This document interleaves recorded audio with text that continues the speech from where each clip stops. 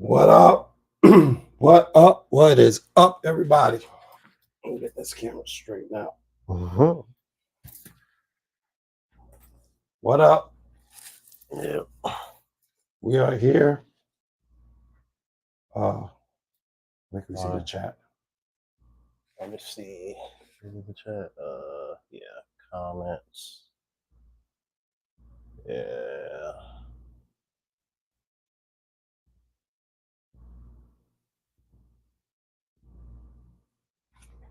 Alrighty. Okay. A couple people just entered the room. Okay. Okay. Hey, what up, everybody? As you can see, we are here in Rio de Janeiro, Brazil. The collab, the one you've been waiting for. Brazil. I keep thinking about that Fast and Furious movie. Welcome to Brazil. What up, Pooh Man? Pooh Man, yo, we are here. That's right, the dynamic duo, bro. Yo, it's been a long time coming. I think it was gonna happen eventually. Yeah, and it's happening. You seeing us? No split screen, no, none of that. Yo. Goofy shit. We're here. Yo, flying sucks, bro. Yeah, man. Oh my flying god. Sucks, bro. Oh my god, bro. Dude, flying sucks, bro. That's why I'm like, bro. I'm like, man, hey, it ain't too many people. I would have been like, you know what? I'm gonna go and bust this move real quick, man. Because I was like, I'm like, Corey, bro. I know you want me to come, but I'm like, yeah, you already. I can see your neck is already sophomore walking around Copacabana Beach.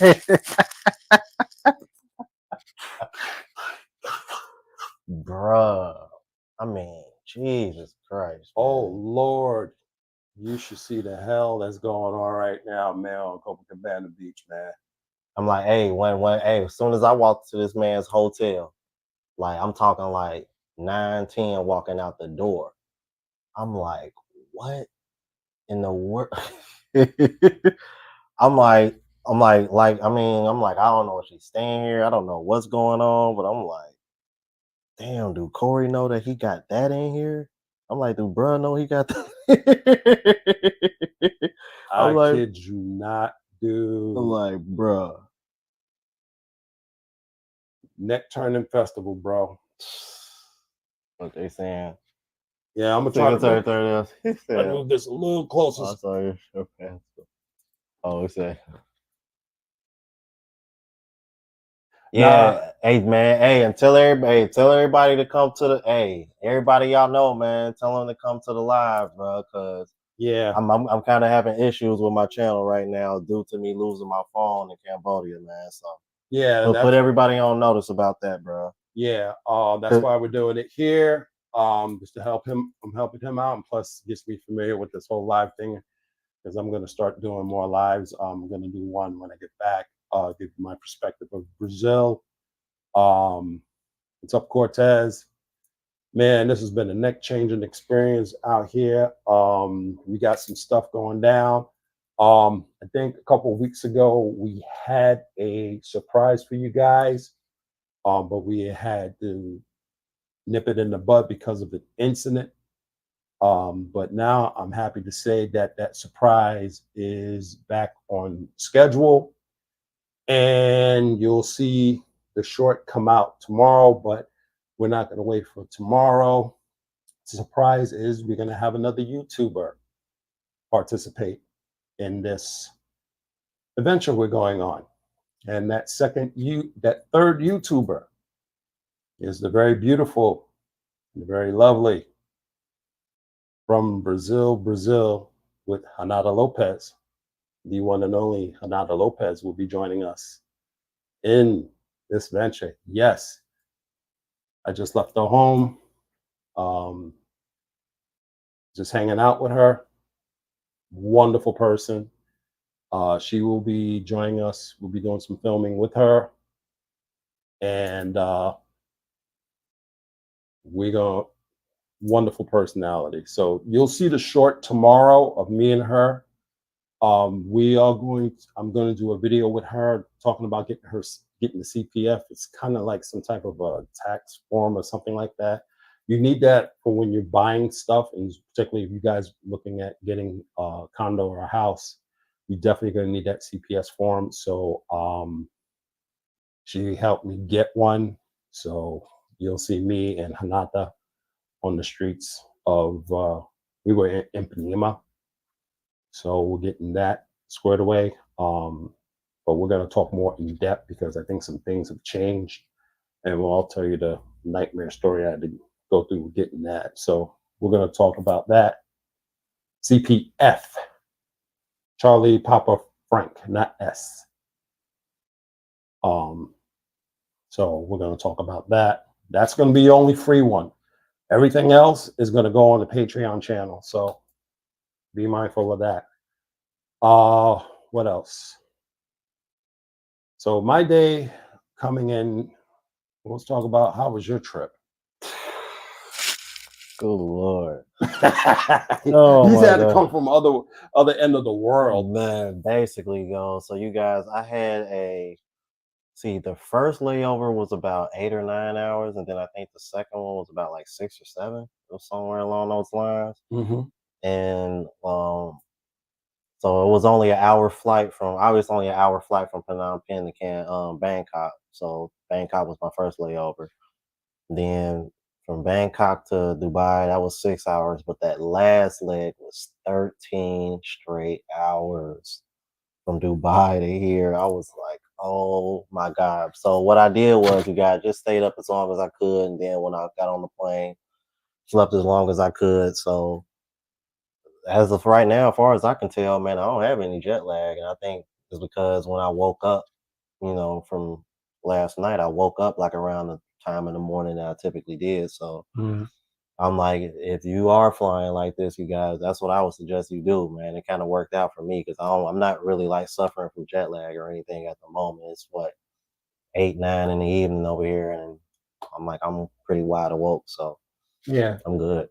pretty much that was pretty much the same with me. Start off Phoenix to Houston, and then Houston to Rio, and I was in economy, and I slept. I just had to learn how to sleep a little differently when you're in economy. How to Oh kind of man. play the contouring your body, like. But good thing I had an aisle seat. But Yeah, I was in the middle. Oh my God. oh, the middle sucks. Good God, Man, that sucks. sucks like donkey nuts. Well, my first leg I was in the middle, but fortunately enough, I had a skinny dude and a little girl, Nah, I was stuck so between I two had some big room. dudes. But my flight from Phoenix to Houston was short. It was like 2 hours. Right. So, but the long hauls, I made sure that I get aisle. I mean, I get that aisle seat. But yeah, it was a good flight. S- um, and I want to talk to you guys about this whole thing about game and all this other bullshit you've been hearing lately on this week. Don't listen to that bullshit. That bullshit, please, please. It's annoying at this point because let me explain to you why. The second leg of the trip, I sat next to this Brazilian chick, gorgeous fitness. She has her own fitness company. Girl is finer than fine. I ain't lying. No game required. Well, actually, let me go and back it up. My trip from Phoenix to Houston, I'm sitting in the airport. This one girl came up to me, cute little thing. Is anybody sitting over here? I'm gonna have a seat. We struck a conversation up. No game required. We just had a great conversation. She was on her way to Costa Rica for her sister's graduation. We just really had a great conversation, and that was it. No game required. I could have took it further, you know, but I didn't. Now the Houston to Rio, that's when I sat next to this Brazilian girl. Oh my God, she was gorgeous. And shout out, she was married, but I'm not gonna put a name out there, but she was really cool. And I asked her about dating, Brazilian women dating foreign men. And she gave me this really cool perspective that I want to share with you guys. Um, when it comes to that, the women look for guys that are aligned with their thought process. Because when you look at Brazil, you know, there's a lot of Christian values here. I mean, you have your fun girls, which you'll see quite a bit of that in Rio. But when you look at all over all the rest of Brazil, you're probably going to get more of the religious type. Not to say you're not going to get it here in Rio, but you're going to get that kind of a mixture. And it's all going to depend. I'm just going to say this. This is not the place for Pookies, Ray Rays, or Mongers, or any of that stuff. Because if you want to play with the pretty bottom feeders, that's your business. But whatever consequences happen, like the dudes roll up on you because you broke someone's heart and they decide to feed your ass to the sharks, God bless them. Let them be successful in feeding your sorry ass to the sharks. Because at this point, I got no sympathy for your ass. I don't. Because when I was hanging out with somebody today, they were just warm and friendly. They opened up their home to me. I met their family. The families was extremely cool to me. First time meeting me. I mean, kids were great. I mean, I felt like I was adopted into a family, literally. This is something that I wanted to be. And I'm not even kicking game. I'm not pushing myself on them to get booty. None of that stuff. Just me being just chill. That's me. You're going to find a lot of women who are on the straight now that are like that. And if you kick it like that, you're cool. Even if they put you in the friend zone, they're going to put you in the friend zone or go introduce you to some other fine women. Yeah, you my friend, but I got something for you. Type shit. Yeah, I got something for you. Trust me. I'm like, that's one difference I've noticed between foreign women and American women. Even if they put you in the friend zone, they'll probably still try to put you on with somebody else just because they just like that. You know what I mean? And they know good men when they see them. So it's like they're not gonna sit over there and just let you. They ain't gonna they ain't gonna let you linger around too long before it's like, hey, let me introduce you to my friend. Let me introduce you to my cousin. Yeah, it happens. It Yeah. happens. So I'm just gonna let y'all know, don't come down here to Brazil to play stupid, stupid. And these women, I'm even telling you, even grandma got it going on. He ain't lying. Jesus Christ. I know. I saw quite a few milfs while I took that stroll down Copacabana. Grandma got it going on. Trust me, when I went downstairs to go have breakfast, C's and D's, I thought they were just vitamins. I thought it was just vitamins, bro. I ain't kidding. You damn Skippy, grandma got it going on. I was getting ready to, yeah, shit. Bro, like, I'm talking like, you know how typically in America, if you go to like a restaurant, like you'd be lucky if you see an average looking chick in there. It's the complete opposite. Like just walking down the street that I'm staying on, every restaurant I looked into, beautiful women working there. I'm like, what in the world? I'm like, I bet you if I went to a McDonald's, the women in there are gonna be fine too. I bet you it's like that down here. It probably I can see it, bruh. I can see it right now. You'll go to a McDonald's and be like, damn, for real. Yeah, it's It's no joke, bro. the concentration of attractive women is very high down here, just like everybody said it would be. I understand why guys say they, when it comes to looks, they put Brazilian women slightly ahead of Colombia. I understand it now. After finally coming here, and I've only been, well, we only been here since yesterday. 24 hours at least. Yeah, and I can Mine's see, is a little bit more, but at least 24 hours. yeah, What I'm saying. and I can see that already. It is sick, guys. I'm like, just imagine what the other cities are like Sao Paulo. I heard Florianopolis. I heard Florianopolis. Oh Florianopolis. my. They said they have the best looking women in Brazil. Nah, it's not only that. It's the women outnumber the men. Oh, that too.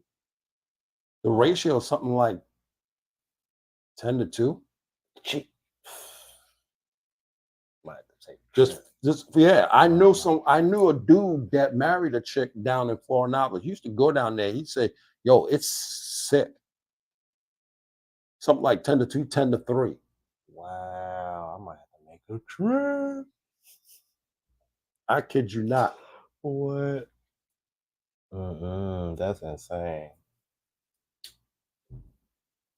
Yeah, Reese, that's it's real talk, Reese. Like This is no bullshit, you bro. gonna see some 50-year-old women, and you gonna look at them like, Salvador Bahia. yeah, that too. I've heard a lot of good things, but like I said, there's some hidden gems other than Salvador Bahia. Yeah, I've already spotted a couple of Japanese Brazilians that they talk about. Mhm. I've already spotted 2 of those since I've been here. That's Yeah. and you talk about a crazy mix. That's something else to see. Mhm. Because like you can see the Asian, but you can tell they Brazilian at the same time. It's yeah. You need to be careful and start carding these girls that you see, because some of these underage. Oh yeah, because I saw something that looked like they super young. And I'm over here looking at them. I'm like, hold on, wait a minute. How old are you? Yeah. Body's Yeah. developed already. Yeah, I'm looking at them like, oh my God, I hope that girl ain't younger than Dude, 18. I kid you not. Body developed already. Because I'm like, good Lord, Lord knows I am not Be trying to be careful. like that. Be Yeah, be careful, very, y'all. I very saw a careful. couple of them too. I ain't even gonna hold you. Mm. I saw a few of them too. I was kind of like, whoa, hold on, wait a second. Mm-hmm. See some ID before you. Seriously. Get one of those machines and make sure that's not false ID, bro. I was just like, you got to be kidding me.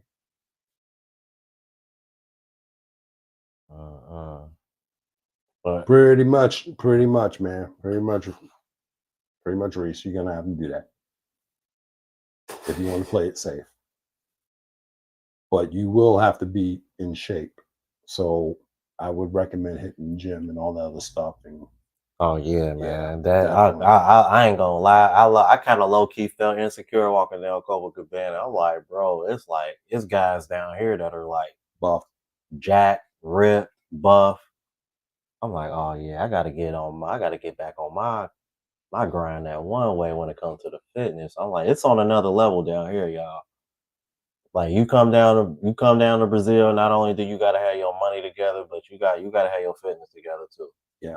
You really do. Like Mhm. when I was walking down Copacabana, it was a few guys over there on the pull up bar, like it's nothing. I'm like, and these guys was I'm like, they over there doing the pause holds. I'm all like, oh yeah, it's serious Mhm. out here, y'all. You'll see plenty of people walking down the street, walking on bikes, beautiful, fit, curvy women just walking down the street, running, riding a bike, just yeah, it's everything that I thought it would be, man, and some. To be honest with you, and not only that, I mean, the site itself is beautiful because I took like a video and a few pictures on my phone. You know the way how the mountains sit on the backdrop and the Oh ocean, like man. it's a beautiful sight to see in itself, along with obviously all the beauty around you. Yeah, and I was out in Marica, which is just on the outskirts of Rio, And let me tell you, that was a beautiful drive out there. Um, it was just wow. It was just totally wow.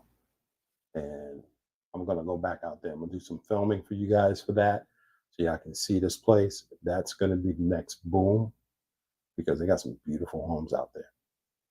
I mean, you may look at the neighborhoods like, oh, this is like crap. Homes ain't no joke. They building some really nice homes, really great prices, and all that stuff is gonna be on the that's gonna be on the Patreon channel because basically outside of the CPF stuff you're gonna see, everything else is going to go on the Patreon channel. Real estate, dating, all that stuff. I'm putting that on Patreon. Um, but traveling over there and all that stuff, that's going to stay on the YouTube stuff. So, but things you got to know about Copa, what I've seen so far, um, there are some pluses and minuses.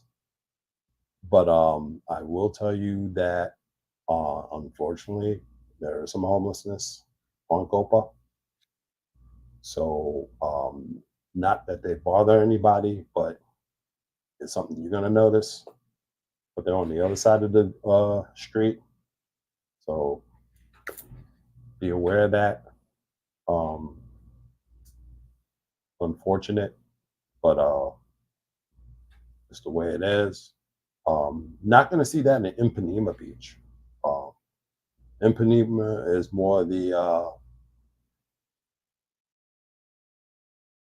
it's more Impanema is more ritzier, more expensive, but you're also going to get more of the LGBTQ, whatever they call themselves now. You're going to get that more of that lifestyle on that beach. I just call them rainbow people. Yeah.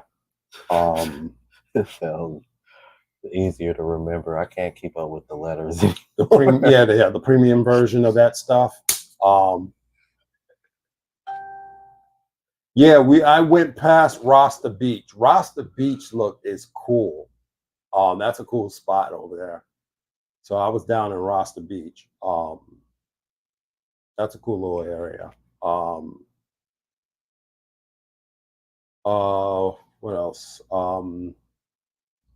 We saw Sugarloaf Mountain from the distance. That was pretty cool. We're gonna be hitting Christ the Redeemer, and we're gonna get those steps, colorful little steps. I think I saw that from a distance too. The steps? Christ the Redeemer. Oh, Christ the Redeemer. Oh, okay. I think I could. Yeah. I thought I zoomed in and saw it, but I'm not sure. Yeah. What else? What else we gonna see? Oh, Brazil, yes, in the building. What's going on, bro? We out here, bro. What's good? Brother Brazil? Damn, We that's are what's up. here, brother Brazil. We are here, brother. Yeah, Brazil, yes. I see why you. I see why you be out here now, bro. I see why you out here now, bro. And yeah, I will be back out here probably sometime the end of this year. Wow, that's crazy, man. Yeah. Shout out, man. Shout out to Brazil, yes, man. Yeah. My guy, bro. Oh man, we're having a blast so far. I mean, we're gonna really delve into some food. The lifestyle here has just been wow so far. We're just really enjoying it, and people's been super friendly. We're loving it, man. I'm just digging the vibe out here. Ladies are super friendly and super gorgeous, man. And every little chance I get, I work on my Portuguese. Every little chance, man. And speaking of that, guys, you really need to get into learning that language if you're coming down here. Oh yeah, you really need to. Oh yeah, I've been fortunate to meet like a couple of people that happen to know Spanish. Like one of the guys that I bought some trinkets from, he was actually from Cartagena, Colombia. So I was able to kind of strike up a little bit of a conversation with him. But you guys, for the most part, you're gonna have to know Portuguese. If you know Spanish, it's only gonna get you so far because you're not gonna meet too many people that speak the language. But I was fortunate to meet a couple, and then I met one person. Well, actually, two people that actually speak English. One at the airport that helped me out, and another guy that was selling trinkets down there on Copacabana as well. He said he kind of helped speak English for everybody in that area, Mhm. supposedly. So, yeah, you guys, you're gonna have to learn Portuguese if you really want to be able to like mingle the way you really want to down here. Yeah, you can't you know scoot by and stuff even when you're using Google Translate. I did that with my Uber driver when I was going to Marriott because there was an issue with the drop off point. So I wanted to make it clear with him where to drop me off. And I took care of him very lovely. I made my Uber drivers very happy with my tips. I made them super happy. Oh man, they were happy like pigs in shit. Seriously, I made them really happy with tips. So they knew they was like, God damn, who would I pick up today? I was like, yeah, he got taken care of. But yeah, a lot of traffic, especially on weekends. If you're gonna do any touring, weekdays are much better to do some sightseeing, less traffic. Um, but when you're doing on weekends, man, it's packed, you know. So you got to be careful of that. Um, but what else? What else Oh am yeah, I I? wanted to let the guys know because they probably aren't Oh, aware. Jay They Clyde, Oh, Jay Clyde in the building. What's going on, brother bro? Jay, We got brother Jay. Jay. We got Jay Clyde in the building. We got Brazil Yesh in the building. We see the OGs, bro. Superstars are Yeah, rolling up in yeah. here. Told y'all we was gonna be here at the same time, man. Made it happen. I Well, know Jay. I wish I was Jay. We were here right now together, man. I wish, but right now we're having a great time out here. We're having fun. Oh man. I wanted to tell guys that they probably don't know because I know you said this is Brazil's winter, and man, I'm gonna be honest with you. I was actually expecting it to be a little bit Same cooler, here. but dude, it's like you know where I'm from in Cincinnati. This is like the perfect weather. Yeah. Like, let me tell y'all something. It's like 70, 80 degrees. It's perfect down here right Mhm. now. Like, if the weather stays like this the whole week I'm here, I'm good. Yeah, I think it's gonna hold, but what But I'm I know they said it does get a little cooler it than does that. get a little cooler than that. Okay. Yeah. So y'all guys should be aware of that depending on what time of the year you want to come down here. Yeah. Because, typically I'm used to hearing it being a little hotter than this. So when he Hmm. said it was gonna be kind of cool, but I always pack hoodies anyway. It'll flip flop. Yeah. Some days it'll just be hot, and the evenings will be hot, and then sometimes it will be like the sun's up but it's cold, and the weather just kind of fluctuates. That's the thing that was told to me. Okay. So just be mindful during this winter season. You may want to mix up your clothing with summer wear and hot and winter wear. Not too winter, but like spring wear. Yeah. Yeah, Yeah, I'll but say like I think a hoodie is enough. yeah, a Yeah. hoodie would be sufficient. You'd be okay. Uh, I bought a pair of jeans with me. Well, that was the jeans I wore, when I came in here. So just be a little bit prepared with both. And don't overpack. You don't really need to overpack and stuff like that. You'll be fine. It depends on how long you're staying too. So we're just staying here for a week. Mm-hmm. Then we'll be heading back. But next time I come down here, maybe 2 weeks. I don't know. Haven't decided. Or I might do another week. I don't know. We'll see. If I keep turning my neck like this, I might have to come back here again. Dude, This is well, if you're coming back, summer starts in December. oh So man. your neck will be. Don't, Oh yeah. Lord. Unless you want to come It's back in late February for Carnival. it's already bad. It's already bad. I'm like, and then I'm like, cause I'm like, no wonder Brazil, yes, can't keep his ass out of Brazil. You can't. Like, I'm like, I see, like, he said, oh, well, the Brazil, yes. I'm like, I see why you always, I get it now. I Hmm. get it. We understand. Oh my And we shall goodness, follow man. you, Brazil. I'm talking everything from the women that look like they're Caucasian to the Unfortunately, women that look like us or yeah. even darker than us. Mhm. Like all shades, you guys, all beautiful. Shalimar, unfortunately, no. My channel doesn't accept super chats because I'm not monetized on any of that stuff. Well, we don't accept super chats. Sorry. But once I do more and more of lives, I'll eventually get monetized and I can accept super chats. But I haven't done this in a while. I Yeah, haven't you done this really guys. at all. But once I get more in the flow of things, yeah, I'm going to start doing more and more lives and be able to do super chats and stuff like that. So, but thank you for the offer. I greatly appreciate it, man. Oh man. But yeah, man. I advise all you guys, explore your options of, where you want to go. Out here, I kind of like it because, I haven't really seen any of the Pookies and Ray Rays out here. That's one good thing. I haven't seen them roaming about. Yeah, I noticed Um, that too. yeah, because I will tell you this. Um, the one thing that's good is the distance because this is a long flight and it's an expensive flight. You getting anything less than $1,000, good luck. Unless you're doing like I've seen flights, but they're going to be like 30 hours because you're going to be doing multiple cities before you hit Brazil. And they're going to be like eight and change. And that's going to be with tax and everything, you're going to be nudging close to 1,000 by the time you're done. Uh-huh. Yeah. So, but your flights on average coming out here is going to be about 12, 13 round trip. And so that's the thing. And hotels, depending on where you're staying, I'm rocking 3 and change for this one for the week because I booked that ahead of time. So, um, so my cost is going to be a little higher than what I spent when I went to Jordan.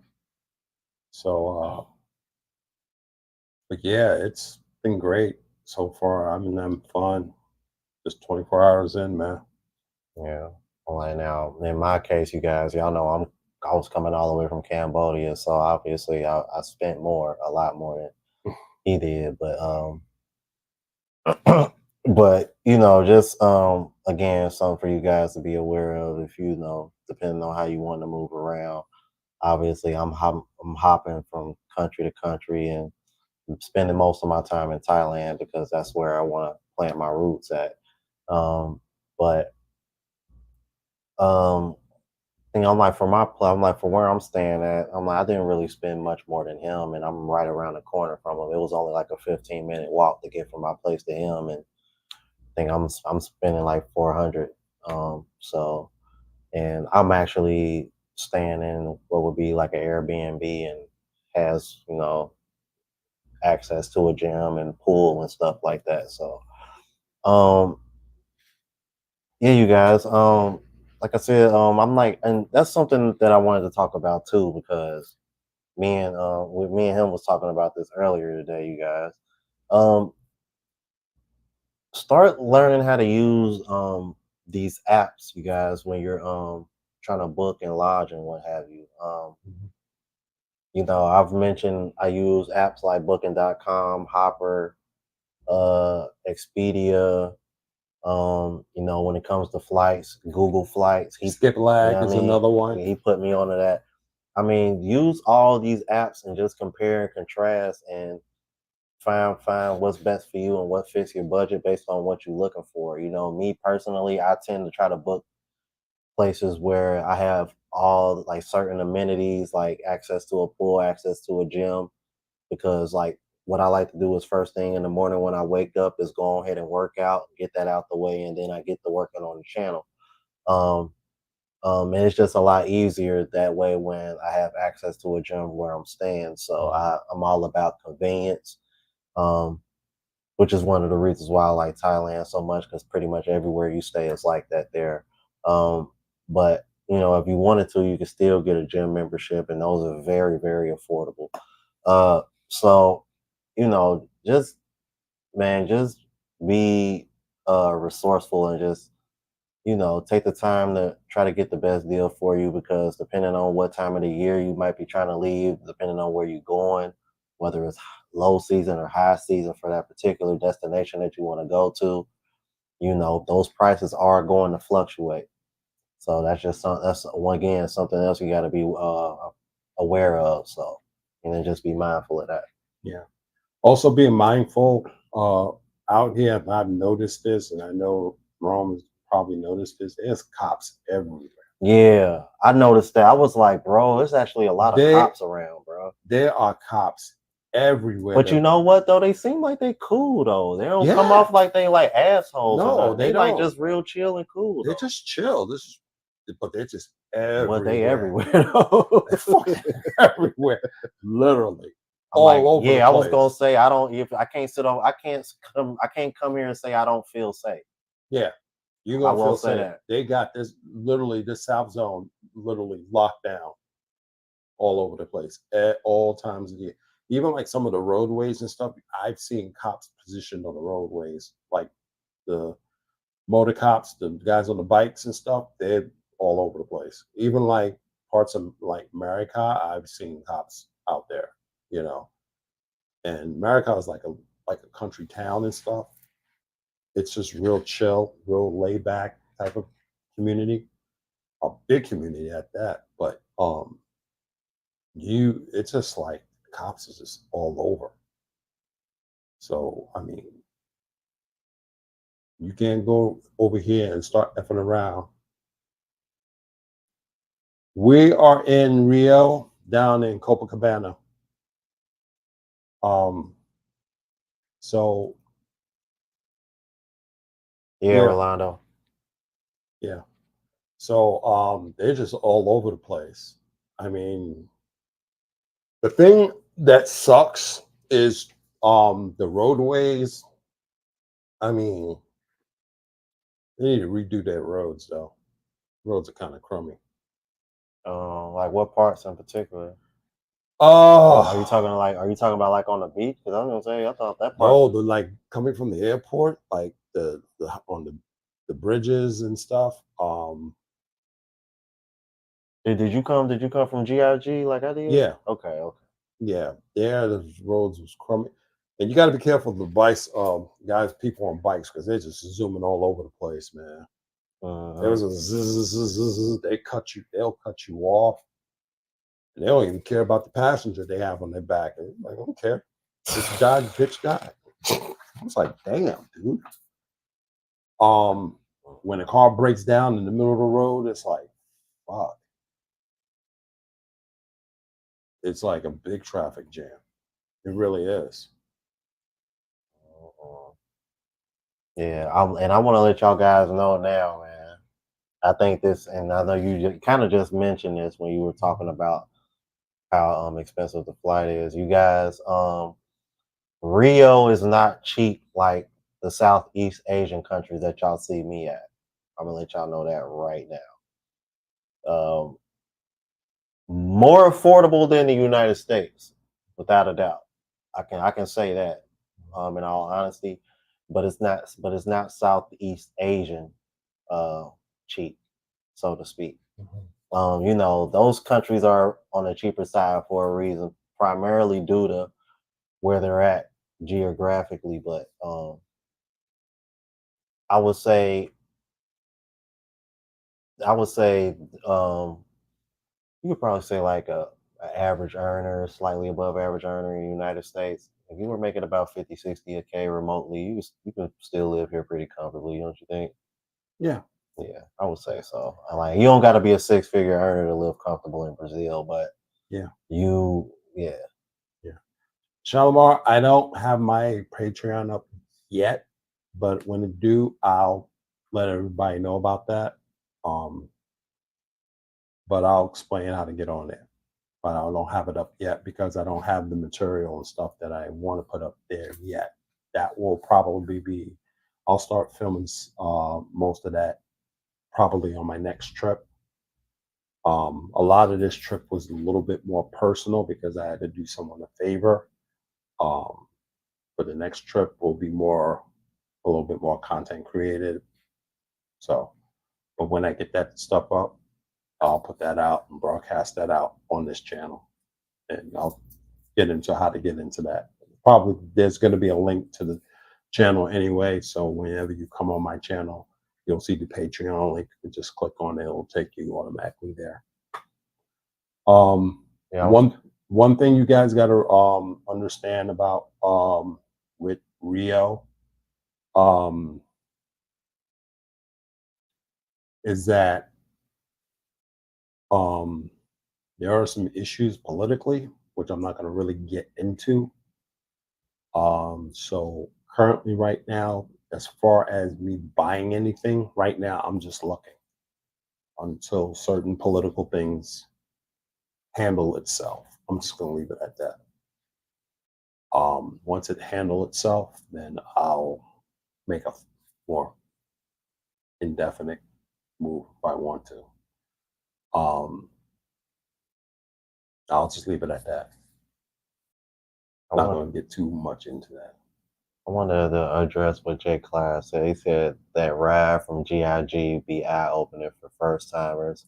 Like, where the hell am I? Hey, yo, that's kind of the vibe that I got, J Clyde. I'm not even gonna hold you because it it was weird because I'm coming in like pretty much right after sunset, so the lights are just coming on and everything, and I'm just kind of looking like, dude, this is like low key some GTA shit. Like where am I at? Like, I'm like, what is this? I'm like the way he just hitting these roads, and I'm like, dude, where are you taking me? Like, where am I going right now? I'm like, and then I finally get into the city, and I'm like, oh, okay, that's where everybody at. Like, all right, I'm kind of feeling the vibe now. Like, and I'm just like, and then I get outside the day, and I'm just like, Jesus Christ, they really are everywhere. Like, Favelas. oh man, Well, I got a more interesting perspective on favelas. Favelas are just economically poor areas. Unfortunately, not all favelas have bad people because where I was at, there are favelas. And I was like, you call everything a favela. It's like, and I had to ask this person, what is a favela? Give me the actual definition of a favela. So she broke it down to me and was like, oh, it's just a poor area, a poor, economically poor area. But it doesn't necessarily mean it's a violent area. It's just right, economically poor. The housing's not like up to standard and stuff like that. It's just a poor area. That's all it is. But unfortunately, when you in certain places, when you got poor areas, you got people, you know, because there was this one favela not far from where I was at today in Maricot. Yeah, you have some dudes with guns, selling their weed and coke and stuff like that, but they don't bother nobody. They got their guns. You don't hear anything about violence. They do their stuff, leave them alone. They don't, yeah, they just do their stuff in private and that's it. But when you look at the homes, but they basically you walk through the neighborhood, they don't bother you. mhm. Certain favelas will, they won't bother you. So Yeah, that's I've always figured that's what favela really meant. I never really thought of it as like, okay, it's just a dangerous area. I always when they say favela, the first thing I think of is the hood. I think of like what downtown Cincinnati used to look like years ago. Like only right, it's like the only reason why downtown Cincinnati is a little bit better now because a lot of that property's been bought up and you know gentrified, and Mhm. the nightlife is like way better down there now. So, but years ago, I would say like it was probably similar to like a favela to some degree. Yeah. That's where you So, get those hot girls at too. uh-huh. Yeah, because I'm like, yeah, because even the favelas, it's like, matter of fact, I think there's a YouTuber that's from Brazil that she was from a favela, like Marianne something. Like, and I know she's from Brazil and she lives in a favela. I'm not sure if it's here or somewhere else in Mhm. Brazil, but and I'm thinking to myself, like, hold on, you mean to tell me you make all that money on YouTube? And I don't know, but I mean, I ain't trying to pocket watch or be nosy, but this girl gets millions of views though. But I'm like, but yeah, but mm. Yeah. But So yeah, I don't think it's. I'm pretty sure it's mostly good people from those areas. But, yeah, not everybody's bad, but you right. know, when you got cartels and stuff taking over these favelas and stuff, so you just it is what it is. But for the most part, you know, nah, I'm not gonna be at the NFL game in September in Sao Paulo. That's gonna be lit though. That's gonna be lit, first class Kings. Damn, man, Everybody's talking about that. I might try to make that if I can. I don't know. If you can get tickets, those tickets are I people know go. they probably already know they're gonna be expensive as hell. Yeah, man. Because that's a first. That's a first. A lot of people talking about going down there. They even doing parties and stuff. Like, I mean, I Big probably time parties. like what do you think the cheapest ticket gonna go for? Maybe like Shit. Maybe a G. I was gonna Maybe. say like if the ticket is the same amount as a flight, I don't think I can do it Mm-mm. because I already know the flight gonna be about a stack no matter where I'm coming from. Mm-hmm. Oh my goodness. But you talking people coming down here, man, just because this is a major event, you know. Oh yeah, that's coming. That's this upcoming September, ain't it? Yeah, Oh yeah, never mind. Cause I'm gonna be. I got stuff I'm got going on back in the States anyway. yeah, this September. I'm over here thinking it's the September after. Yeah. I'm tripping. Nah, I'm good. I ain't going. Mm-hmm. Yeah, I'm good. Ain't no might be pricey about it, Jay. Yeah, It they is gonna be pricey. pricey. At this stage, it is. Man, I'm not even going to attempt trying to get those tickets. Yeah, cause I'm going. Yeah, cause I'm going to Cleveland in August, and I'm like, I might be going. I might go to Chicago in September. Well, I'm trying to be like, you know, saving my money up. I want to do Carnival. And that's gonna be pricey as it is. Yeah. I gotta see. I gotta look at those dates again. I gotta make sure they line up because I want to try to go to both, man. I want to go to Columbia and because I think they're back to back. If I remember right, they don't. I don't think they run at the same time. I say if anything, ditch one for the other. You haven't been to the Brazilian Carnival. I mean, I know, but I was supposed to go to Carnival this year and I didn't go, and everybody was talking about how good it was this year. I'm like, nah, I'm gonna go next year. Yeah, but I think this one's gonna be off the chain lit. But I'm I'm trying gonna to go to plan it out both. and see if this will work out. I'm gonna try to go to both for real. Yeah. Because even if I can't go to both, I can always the way Colombia they do their carnival a little different than down here. Like Mhm. they run their carnival basically the whole month. It's Mhm. just that the main stuff don't happen to the end of the month. So like they got a what they call La Quacherna, Mhm. which is kind of like a pre-celebration thing where they do like parades and stuff and block parties. Cause like I remember recording that on my vlog channel. Mhm. I could always go to that and then just come down here if they happen to run into each other at the same time. Yeah. But I figure since Brazil and Colombia ain't too far away, I just try to do both for real. Okay. Yeah. What's another thing? Yeah, when you guys going through the airport, and this sucked for me, bro. They had parked the plane way down the other end of the airport. I had to literally walk my ass all. It was such a long ass walk. And I had this bag and that other big and it was just heavy and shit. And it was just like, oh God damn. All this way to get this freaking immigration. So, and when you get the immigration, have your passport ready. So they can just like get you through and out and stuff. And then when you go through that, um there's if you want to book your cab, I would just book it right there. There's these machines with these hostess at. You just go, they'll help you book your cab. You can pay for your cab right there. They'll give you 2 receipts.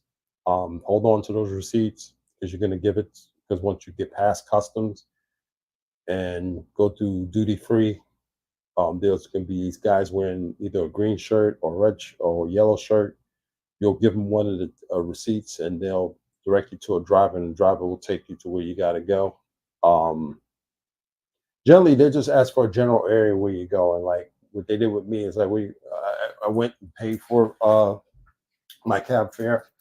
Um, where you going? I'm going to Copacabana. She didn't really ask where I was, exactly where I was going. So took me to Copacabana, and I just when I got to my driver, I just told him specifically where I was going in Copacabana. So that worked out well. It was cool. Gave me his business card, just in case I needed to go again, So it's cool.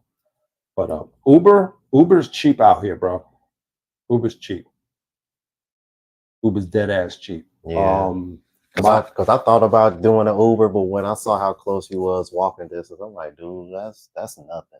I'm like, yeah, that's a 15 minute. I'm a 15-minute walk away from him, and I literally just walked what felt like half of the beach and back to yeah. my place. So it's like this walk was nothing compared to what I did earlier today when I was vlogging. So When I went out to Maricá, that was an hour and almost an hour and a half drive, and that damn, was she that far away from here? yeah, hour and a half, and that ride, American dollars, cost me about twenty Dude, three that's dollars. like driving from Cincinnati to Columbus. That it Twenty takes three. about me an hour and a half to drive to Cincinnati. $23 US. Gee, okay, damn. $23 US. That's inexpensive. That's very inexpensive. Yeah. Wow. That's why when I took these dudes like 50 reais, They which was be geeking because you done basically gave them half of what the half of the fare, because the fare, yeah, because the fare was like in reais, it was like 127 reais, and I'm Wow. tipping them 50 reais. So it was just damn cheap. Uh-huh. Hell yeah, that's cheap as hell for that long of a ride. Good Did you lord. use the ATM machine to get reais or convert the currency at the airport? I got mine at the ATM machine, and I'm glad, Shalimar, you brought that up. Yeah, I did too. ATM machines, they're most likely you got to go to the subway to get them. Surprisingly enough, we have a subway system. Um, know your conversion rates. Uh-huh. Okay. My nasty little habit is I just take a number and just boom, and I usually overdrawn too much money, but I spend that money in the week, so it kind of works itself out. But yeah, know your conversion rates. The ATM machines are going to be in the I think you can get them from the bank, but see, a lot of people use she was telling me they're using apps now where they don't really exchange cash anymore. So there's not too many ATM machines around, but you can get the ATM machines in the subways. So if you want to get reais and stuff like that, go to the subways or the bank. I guess you Uh-huh. can still do it, but I would go to the Yeah. Now, I was actually kind of surprised. I saw one in a convenience store when I was walking back. It's like not too far from where I'm staying at on the same street. I thought that was kind of weird. I wasn't expecting that. I was happy to see it because I'm like, yeah. okay, shit, if I need to, it's right there. It's like a Hmm. 2 minute walk from where I'm staying, but I don't think you're gonna see that. I don't think you're gonna see that too often down here. Yeah. So basically, whenever I get a chance to get money, I just get enough for the week. So that way I don't have to deal with any of that stuff. But yeah. Okay, classes, Cambios all over, Copacabana Exchange Cash, and there's a fee banks, and there's I think he or is he saying a few banks for ATMs, or did he say a fee for banks and the ATMs?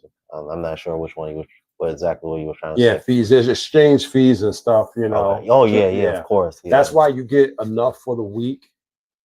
So that way you don't have to constantly go back and forth and back and forth and dealing with exchange fees, because exchange fees will start stacking up.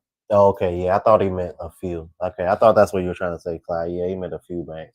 Yeah. But yeah, because that's what I tried to do. Because that's why I was trying to figure out the conversion rate before I got here. Because one of the first things I always do when I land is I go to the ATM machine, and you know, like if I'm staying for like a real long, like typically like when I'm in Thailand, I just withdraw the max, which is usually about 30,000 baht, depending on what machine you use. But Mhm. me only being here for a week, when I and looking at how much I've already spent, I wish I would have drew out more, but I pulled out like 1,000.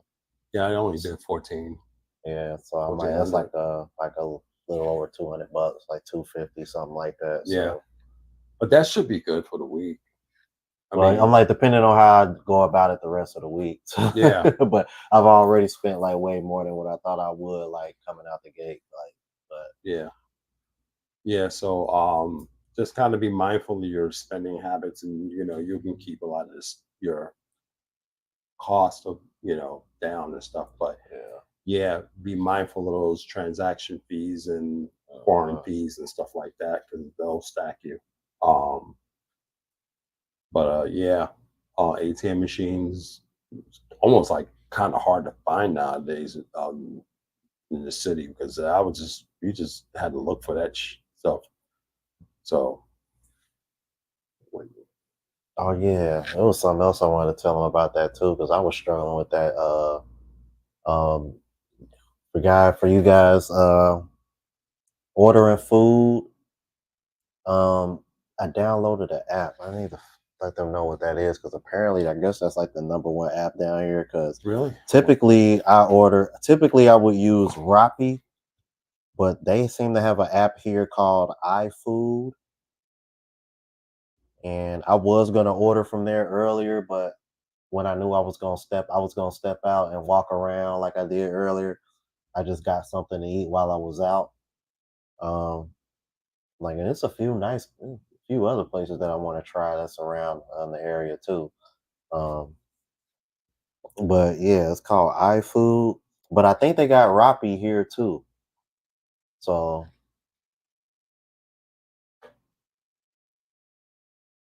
matter of fact, hey J Clyde, can you? I'm like J Clyde. Do you Is there a certain app that you use? Because I'm like I came across iFood and downloaded that, but typically I always use Rappi when I was in Colombia. So I didn't know if one was like better than the other or cheaper than the other. Cause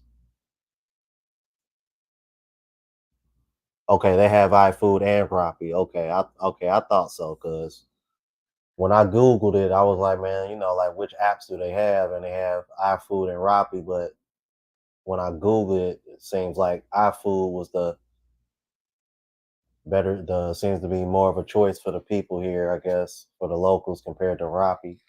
But I know in Colombia, first people everybody told me to use is Rappi. So, but yeah, though y'all got to be aware of that too, man. Make sure y'all downloading these apps, so that way you don't literally got to walk out the door and get something to eat 24/7. yeah, I'm It's doing cool. that. I'm doing that right I'm now. doing that right now. Like, it's cool to be in the comfort, and just have your food delivered to you, man. Like, so I'm like, I Yeah, trying definitely to need find to. a place that's another thing, because you're not familiar with what's around unless you're out and about and you're finding things. Because, like I said earlier, I got a date this week, so I'm trying to find a good restaurant. Well, I did find a good restaurant, so we're gonna go. Hey, he's silly. He said Jay Clyde has his food delivered by helicopter. Oh, absolutely, he's Go, in the freaking penthouse. he For go, Christ's sake, hey man, saying anything. yeah, Hey, Mr. Penthouse. Shoot, it's hey, that's crazy, man. I downloaded Tinder just to see what would happen. It's already jumping. what? Tinder. I ain't fucking with Tinder He because said, I ain't they. fucking Oh, with and that's another thing. Tinder. I'm glad you mentioned that. Oh, I just wanted to see if it was gonna jump or not. They do Jesus Christ. scope out here, dude. So you got to be careful. They do scope out here. Not as Wow. much like in Colombia, but there's been cases of scoping out here. So be careful. Uh, Um, that happened to one YouTuber out here. I think it's a Swedish gringo. That's his channel. He he got scoped. Uh, And be like I said, there's it is what it is because like iPhones are a hot commodity out here.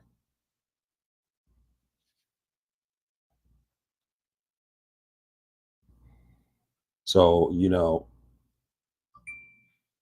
you really got to be careful with stuff. I've been briefed on a lot of things. Matter of fact, when I was with someone today, she had a phone out, even though it wasn't an iPhone. I was basically covering her, making sure that, hey, and the tip she told me is if you have your iPhone out, stay off that bike path. Don't be near that bike path because they will snatch that crap when they drive when they riding by and all that stuff. So do yourself a favor and just don't keep your stuff out over there. Take your picture and just put it away. You'll even get guys that's eyeballing you, eyeball them back. You know, don't make it a pissing contest. Just let them know that hey, don't fuck around. You're gonna find out. This is how it is. What else? Uh,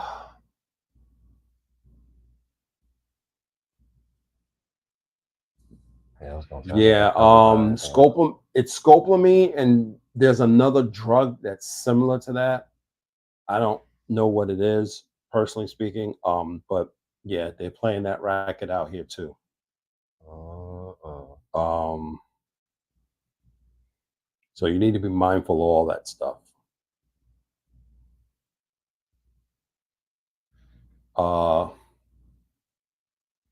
What else you need to know?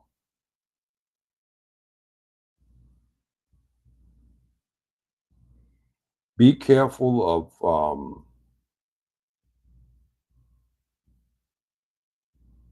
what else? When you're on the beach,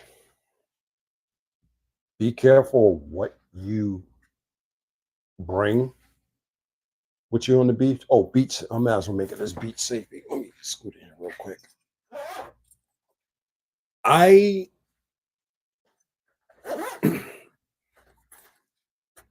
I was gonna say, is his name Shalimar? yeah. I think I was gonna say, is that question? I'm like, is that question referred to me? Cause you don't got a GoPro, do you? No, I have Yeah, cause I got a GoPro. I'm like, I shoot my vlogs with a GoPro, but I don't know what. I I don't have know a what he has. DJI. Oh, okay, you got the DVR. I use DJI. Um, See, that's what I was gonna use, but you gotta have an iPhone for it. That shit sucks. That's the way Eric explained it to me. Or you like you either gotta have an iPhone or an iPad to like connect it or something crazy. Because whenever I was trying to get it set up, it wouldn't. you can you It don't was weird. necessarily have to use it because it comes with its own screen. Yeah, I don't know. It was weird. Like, cause I'm there's like, a screen right here. yeah, it was. You I don't, it's some way I don't know the way he described it. It was weird. It was like, but when I got it, I couldn't make it record, so I just took it back and got the GoPro. Cause I'm like, honestly I kind of prefer the GoPro anyway. yeah. Okay, guys. I want to show you something. These are like waterproof fanny packs. So I have these. So if I decide to go in the water, I can put my valuables in here, and it just seals it up. Um, Oh, that way you never don't. seen one of those before. Yeah, that way you can put your iPhone, wallet, and all that stuff. Seal it up, roll it up like weed, fanny pack, put it around your waist, and go swimming. I usually carry two. Um, reason being is that on the beach they do roll up and try to take your stuff. You can Oh, get that stuff on Amazon. I have one that's a one for an iPhone case. I would show it to you, but I got some condoms in there right now just in case. And I would highly recommend you bring condoms with you because ones are here I heard sucks, and two, you don't want to get that little itch like some YouTuber got. I ain't gonna mention his name. The one's in heat right now, and he's out here begging for people to pay for his medication. Man, bro, that video I sent you, did you see the thumbnail? Oh my god. Yes, certain YouTuber raw dogging Ooh. I'm got mad, the claps. bro. Anyway, I'm salty because that's like that really is like is dusty behavior, but that thumbnail, I'm like, damn. I kind of understand what y'all mean when y'all be calling guys dusty now. Like, I'm sorry. Dusty the Snowman is very happy to tell. But anyway, Oh. these are things I have. Waterproof fanny pack. Put your valuables in there and just go swimming, whether you're at the pool or on the beach. You ain't got to worry about someone watching stuff for you. Keep it with you. You ain't got to worry about no one stealing your stuff. They do steal on the beach, so keep that in mind. Um, and this is like a triple seal type of thing. So you got one Ziploc, two Ziploc, three Ziploc. Roll it up and Velcro, and you're good. Um, and I have one for the iPhone, which I ain't gonna show you because I got like super rubbers in there. Tell you, one master teacher was right here. It was in here. He'd be freaking going through my bag trying to steal them. Shout out to him. Yeah, I'm like he don't want to read one of the first guys to put me on about Brazil. It was him, and then Brazil, yes. And man, everybody else came along. Yeah, he'll jack me off my stuff. He's like, yeah, I need them. I got foldables. But anyway, yeah, the waterproof stuff is great. I usually set my bag up, my knapsack to speaking of which, I didn't tell you guys about the knapsack, why specifically I got this particular knapsack. I'm going to show you real quick. This particular knapsack I got for a reason. There's a little black little thing over here. If I flip it up, it's a USB port. What? Yeah.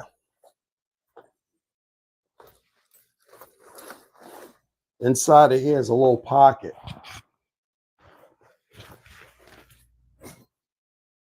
This is right here charging. This is a separate battery pack. Okay. I take that cord, put it in that little pocket, and attach it to another cord that's in here that's attached to the USB port. So I take an iPhone charger, iPhone wire, hook it to my phone. I charge my phone. It never goes down. Reason why I do that is because when you plug in your stuff at the airport, you could be infecting your phone with Trojans, malware, all types of stuff. So as a safety precaution, I use this bag just so I don't get any of that crap. Also, the outlets, the regular outlets, everybody's on there. It's like everybody's trying to charge their phone and all this other stuff. So I ain't got to worry about it. I'm walking around with this bag charged up with a phone on it, doing whatever I want to do, always getting power. So that's why I have it like that. Cool, ain't it? Yeah, I'm like, shit, I need that bag. Yeah. Especially considering how big it is. It's like you can pack a lot of shit in there. 50 liters. Jesus And then we Christ. got that vacuum thing. Just a vacuum, the air out and stuff. Mhm. Pack that bad boy up. Just let it hang. Fuck it. But that's how I roll. I'm like, so you don't check any of your bags? Nope. I didn't check any of these bags. Wow. I'm like, you talk, yeah, they talk about saving money, you guys. Yeah, none to save money because it's like 150. Yeah, depending on who you fly with. Yeah, depending on who you fly with, 150. If I'm only gonna be here for 7 days, knowing that it's warm, what, 3 pairs of shorts, couple of t-shirts, drawers, socks, Right. fucking packing a freaking suitcase and crap. Well, like I said, I had stuff I had to bring. Um, so that was for a newborn. I had a bunch of stuff I brought. So I had a second bag, but I managed to actually the bag should have been checked in because it didn't fit quite under the front seat. Because the rules of the airlines is like you got to have one that goes in the overhead compartment and one that goes on the seat in front of you. This one didn't quite fit under there, but they didn't really notice it. So I kind of got away with it. But going back is a different story. So I'll get away with that. Well, it's going to be a smaller bag so I can compress it because I ain't going to have much stuff. I'm probably much going to have my dirty clothes in that bag and whatever's left in this bag going back home. But with each trip, I learned how to pack a little better and stuff like that. So when I come back here in Brazil, it's going to probably be shorts and t-shirts and one outfit just for going out at night, you know. But yeah, that's the thing. If you're not going to be, and also you can bring like those little strips of laundry detergent, the strip one, and just clean your clothes. If if this place has a place you do laundry, just spend a couple hours just doing laundry, get that done. Yeah, because I think that's one of the things I do regret. I mean, because I packed a lot because I knew I was going to be gone a long time, but going back, I wish I would have packed a little lighter because I would have saved me a few bucks. Now, luckily, I haven't been too far over the capacity to where I've actually gotten a lot of grace from um, people where I'm only like a kilo or two over, and they're kind of like, nah, don't worry about it, Mm-hmm. and they'll just send it through, and they don't charge me extra. But I've also had a couple people that are like, "Oh no, sorry, like we need you got to come up off that." Yeah. But it's like it usually churns out somewhere along the lines of like an extra 60, maybe it's like an extra 60 to 80 bucks. But that's only happened to me a couple of times. For the most part, I've either been able to stay under capacity or it's not too far over where they don't feel the need to even bother. Because like if you only a kilo or two over, I'm like they'll let you get by with that more often than not. But if you're like 3, 4, 5 kilos over, then they're gonna have to charge you.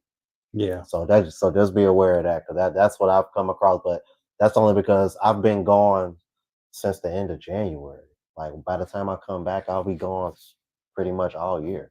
Yeah. So like it's gonna be my first break. I'm gonna be in the States for a couple months and then I'm gonna leave again. Mm-hmm. Probably for like maybe like 2 or 3 months and then I'll be back for the holidays. But Yeah, man. Traveling, every time you travel, you learn and pick up new tips and yeah. stuff. So that's what you got to, each time I travel, I learn. Mhm. And this is actually my seventh country I've traveled to, and I get better and better at it. That's You crazy. know, This my seventh country too. That's crazy. yeah, you see all these guys talking about I've been to 20 something countries, and this are they dropping gems like this, bro? And I'm not even saying I'm an expert. Me either. I'm far from it. I still consider myself very green, to be honest with you. But Let me tell you.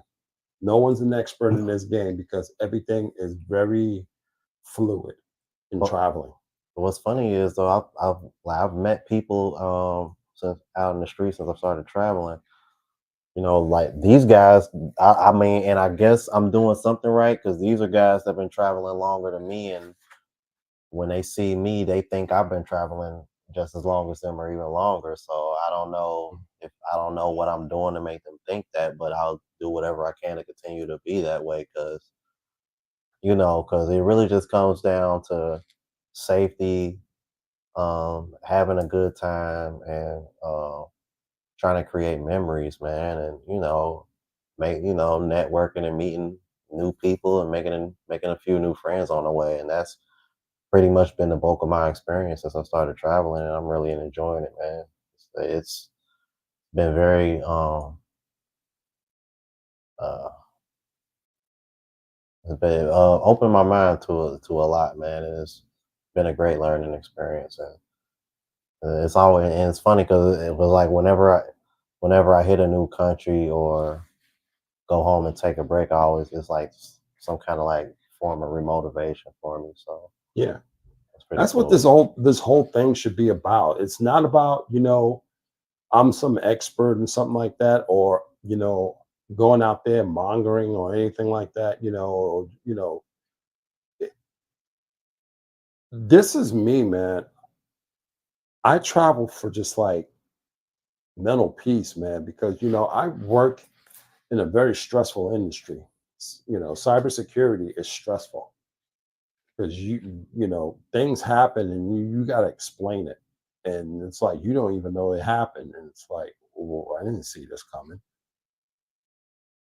It's you got to take a break sometimes, and I'm not in the mood for some of the shenanigan that goes on in here. That's why you see what I do. I drop you gems, guys. I love this stuff. I teach you this stuff. I don't get involved in some of this stuff they're talking about, game and swag, just because they want to bang girls with subjective numbers of 10. I mean, come on, man. That's childish stuff, man. Get real with life, man. I mean, there's so much out in this world, you know, us as travelers can be doing and enjoying and stuff like that and making memories, like Rome said, man. That's all this is about, man. Who cares about you banging a 10? Yeah, A it's 10 in whose standards, man? right, kind of like when I went to the yacht party in Thailand, bro. Like that was like sure there were women there and all that, but to be there and see the camaraderie, especially like when I saw a whole bunch of brothers that looked like me and you, Hmm.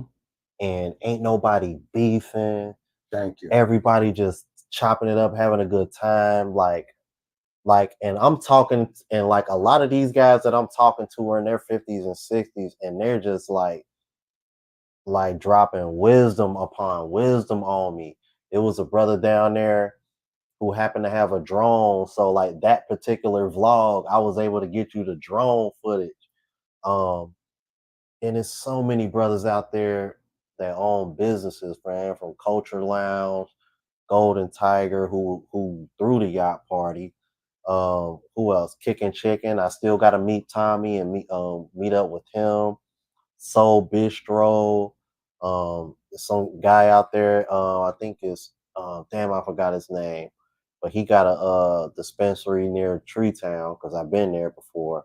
And yo, Like, I'm gonna give Yoga his props, because yeah, sometimes when he gets brothers that come down there, yeah, he want to get them in the gym and train them in Muay Thai and stuff like that, so right. that way get them in shape and stuff like. I'm gonna give Yoga his props for that. Because he wants to get guys healthy and stuff like that. He worked, he'll get his instructor. And can we work with this guy, to get him in shape, teach him Muay Thai? So props to Yoga for that. Yeah, and uh, man, it was like meeting Yoga is an experience. Man. I don't think people and I hope he don't get mad at me for this, man. But y'all got to know something about him. This man is so more connected than y'all don't realize. Like, part of what I'm trying to do as far as the meetup in DR, a big part of why I'm even able to make that happen is because of Yoga. And that came from a conversation me and him had when I was vlogging with him, spending time with him in Thailand while he was training for the fight that he got coming up. Mm-hmm. Like, some of the stuff that I vlogged, he was showing some of the techniques and stuff that he does. I mean, good God, man. I would not want to take a leg kick from him. Yeah. The way he was hitting the bag. But anyway, but I'm like, but it goes to show you, like, and he's like, dude, he's like 44, 45. Like, wow. right, and in great shape. And I'm thinking about, I'm like, bro, you don't even, I'm like, He don't bro, he don't look it, and he He don't don't. act it. And I'm telling you, bro, he really big on the fitness game, great shape. I'm telling y'all, man, like you, his brothers out, like, because I really get sick and tired of trying to act like these guys, like we just broke, and we like, bro, like yoga good, bro. Like, he good, he Mhm. doing just fine. So if y'all ever heard anything negative of bro, I'm telling y'all right now, bro, yoga good, Yeah. man. He I may good, disagree bro. with some of He his legit. viewpoints, but for the most part, shout out to Yoga. Yeah, he's all about camaraderie, man. And Yeah. and I saw that firsthand, man. Between my birthday party and then his party down there, Mm-hmm. and he's just all about bringing brothers together, man, and just having that camaraderie, man. Yeah. Like, he talks a lot about brotherhood. That's what he's about. And if y'all notice something, you don't hear a lot of crap coming out from Thailand amongst the brothers as opposed to the ones that's down in the Caribbean and Colombia. You don't hear a lot of crap. And y'all wonder why I'm over there so much. It's peaceful You over don't hear a there. lot of crap. Peaceful. You don't. There's a reason for that. A lot of it has to deal with maturity. A lot of it. Yeah, and anything that is kind will be considered like ruffling of the feathers or drama, so to speak, is usually done behind closed doors for the most part. They check that stuff too. They pretty much check that. Like, They check it. yeah. They will not tolerate that because those people work hard to have that type of community going on. They don't want nothing to ruin it. Rolando G, the meetup DR is the last weekend of September. I believe that's the 27th, 28th, and the 29th. I remember those dates right. I've been trying to remember them. I believe it's the 27th, 28th, and the 29th of September. The very last weekend of September. So I'm like, I changed it to that location because it's a lot shorter flight for you first timers. It's gonna be a lot more affordable. Because the original plan was to do Germany for a week, but between flights and lodging, that's gonna be far more expensive. DR is gonna be uh probably 3 to 4 times cheaper. And with it being a weekend, it'll be easier for guys that'll probably have trouble getting time off as well. So overall, for those reasons, I thought it would be more convenient to just go to DR. And hopefully, Yoga should be joining us. But I know he's gonna be instrumental in for me making this happen because trying to get this yacht party together down there as well. So so that's the game plan for that, Rolando. Yeah. Um, First time try. Oh, let me speak. Let me say something because this is going to be a. Now, I'm not saying a lot of you guys are doing it, but I'm starting to notice that a lot of these viewers that's viewing a lot of these Passport Bro channels, you're sitting on your butt, living vicariously through a lot of people's travels. Guys, you got to stop that. This is not OnlyFans. Okay. We're out here teaching you how to travel.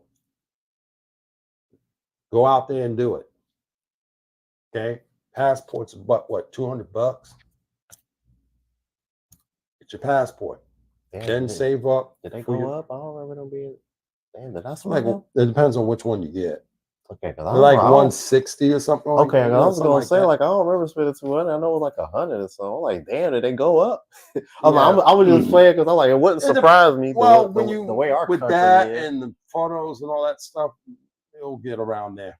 Yeah, But you got dudes living vicariously through other people's lives and stuff like that. Yo, yeah, because it's some people that watch me that still don't got their passport yet. That kind of be zoning me out. Like, hold on, you ain't even got your passport yet. dude, it's like how long you gonna be looking at us and we're telling you to go get your passports, man? Go out there, dude. Because let me tell you, to be honest with you guys, like because y'all know I didn't fly for the first time till 2022. Because I remember when I told one of the brothers that he was like, "Damn," he was like, "I felt like," he's like, "Dude, the way you carry yourself, I thought you've been traveling way longer than that." I'm like, "Dude, I got on a plane for the first time summer of 2022 when I went to Utah for my old job to meet with all the higher execs and stuff before, and they had an event out there. I will say that I wouldn't mind going back to Utah again. By the way, that is a beautiful place. But yeah, that was my first time because I had to get over my fear of flying on top of, let alone going to a whole nother country, but then to turn around and let's see, that's like 6 months later, turn around and go to Colombia first. Like, yeah, I'm like, yeah, you talking about jumping out the gym. Yeah, But I mean, but I had to do that. You know what I mean? It was like, because it was like I got tired of looking at people like Ace Live and One Master Teacher. Like, okay, I'm watching these guys doing this. Wow, let me quit wasting time and let me just go ahead and get a passport. Like, yeah. and just, you know what I mean? I'm like, I done got over my fear of flying. Now it's time to see. Now it's just time to take it to that next level. Like, Yeah, just spend the money, spend the 160 for the passport, then go and get save up your money for your trip. Hotel, lodging, spending money. If you need ground transportation, save up for that and just go. uh-huh, Don't worry about what country we should go first. Just go. Pick a country and go. Simple. uh-huh. You don't have to go where everybody else go. Go someplace different. Experience something different. Don't go run to the DR like everybody else or Colombia. Go someplace different. Now, You, see, it's funny you mention that because everybody wanted me to go to DR first because they said you a first timer. well, So when I went to Colombia, people were thinking like I was crazy. I was like, yeah, but everybody seems to go to DR their first time. I didn't want to do that. don't do like I'm everybody like, else. and plus, I had a friend back in Cincinnati from Colombia, and she's from there, so she was recommending it. And like me and her, she would always try to help me get better in Spanish too. So due to her, along with me watching Ace Live, who I was like, I guess you could say kind of like you mentioned, fanboying, so to speak. I was like, I want to go to Colombia because obviously the women are beautiful, but I'm like, but it's a beautiful country too. And like, and I know a Colombian woman and she's super cool. Like, so why not go? And plus, I know that's not where everybody gonna go their first time. Mhm. Um, I'm not now looking back, obviously, now that I'm like so in love with Thailand, I probably would have went to Thailand first, but I didn't want to do that because I didn't want my first time overseas to be that long of a flight, because I wasn't really prepared for what was to come. But now that I know what to expect, taking those really long flights, I think that's why even me now coming from Cambodia to here, it's not so bad because now that I know like what to expect, you know, I'm not experiencing any jet lag right now. If this was me a year ago, I don't even think me and him would be able to get through this live. I probably not at all.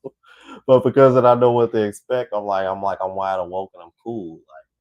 Yeah, don't go where everybody else go because you're gonna probably have a screwed up time. And go someplace where you have a purpose. My first international trip was a road trip to Canada. Okay, my next trip, well, that was when I was in the military, and I went to Kuwait first, then Iraq, with some couple little overnight stays with in Iceland, and and stay here, and then I went to Israel and Jordan, and overnight stay in Vienna, Austria, You know, go don't do something different. That way you get a way different experience of people. Do your research of what's happening in this country and that, and just go. Don't follow the leader. You be the leader. Find your own path, man. Screw what everybody else is doing, because what everybody else is doing may not be the thing you want to do. Because a lot of these dudes that's going over these places are playing, they're just hooking up with, hookers and stuff like that. Yeah, They're playing manga and stuff like that. And you don't want to get mixed up in that crowd. You want to go, and I'm not saying everybody that goes there do that, but unfortunately, the image is out there and it's sad. Go find another spot. yeah. Because Lux Travel just mentioned it's interesting to see how few in the sector don't venture to Europe. Lux Travel, I'm actually going to Germany next month. Um, when I leave from here, I'm going back to Thailand. And then from Thailand, I'm going to Germany. And then, because I'm actually linking up with Soraya Brooks, y'all, when I go up to Mhm, Germany, I'm going to be collabing with her. So I'm going to be in Germany for a couple of weeks. So mhm. just like he said, and I said the same thing as well. Um, I'm trying to go to different places because to be brutally honest with you guys, I was actually considering going to Georgia instead of Cambodia. To be honest with you guys. So I'm like, and for that very reason, Lux Travel, because I know a lot of passport bros in particular don't really go to Europe like that. Part of the reason why is because Europe is more expensive. However, Eastern Europe is a little bit more affordable. Um, and you can still meet beautiful women there. Places like Poland, Estonia, Latvia, Lithuania, Georgia, which is where I was going to go. Um, so there's Eastern European countries that are a little bit more affordable that you can go to. Um, it's just, but when you're talking about Western Europe, then it's like it's pretty much dealing with U.S. prices again. And, I think that's one of the reasons why the passport bro space is a thing because it's about making your dollar go further. So that's also something you got to be mindful as well with as well. So yeah, Yeah. And the Nomad Capitalist, he's one of my favorites. So I always try to look for places, and that's something I'm going to start talking about. Is um, what they call it, citizenship by investments and stuff like that.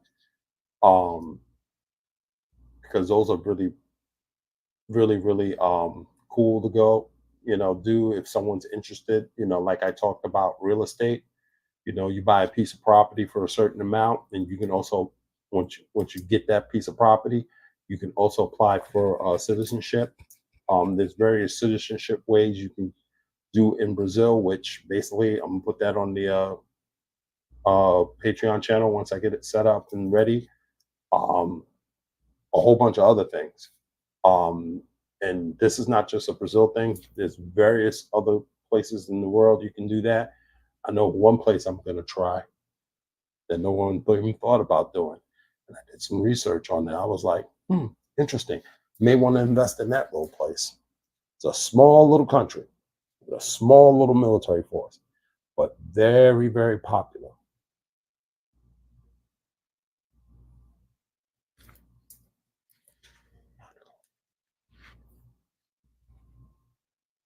Yeah, it's not that expensive. where is that? What part of the world?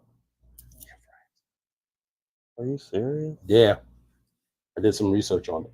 I'll talk to you a little bit later about that. Wow. Okay. But see, just to get the passport. Uh, Yeah, whole bunch of places where you can just get the passport and stuff like that, but you got to have that type of capital. That's why I tell you guys, when I speak about like the whole IT cybersecurity field, those are opportunities you can get in to do stuff like that. But it's like I said, this channel, what I produce is your opportunities to do these things, to get these skill sets. I'm even like looking at right now UN and all these other particular career fields and stuff like that.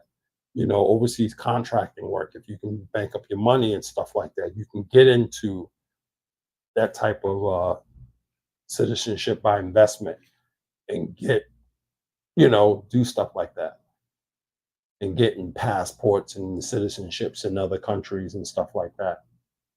That's what this thing is about, man. You got to think ahead and long term. But like I said, if you're going to play follow the leader like the rest of these dudes, a lot of these guys don't even have a game plan. Nah, they just over here e-begging. He said, Oh, you heard. he said, Okay. Shh, Clyde, don't say it. Don't say it. Don't say it.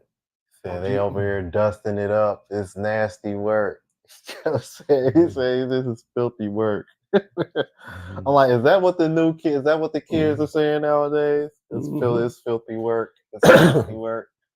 Yeah, but like I said, that's the thing about traveling. If you're traveling just to lay up with hookers and stuff, man, you're pathetic.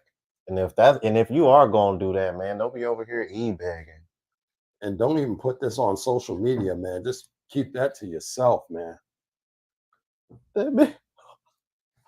Oh God, see, that's why I wish I wasn't locked out of my account. That's what I really wanted to. I really wanted to address that, man. Oh my God, I can't believe that, bro.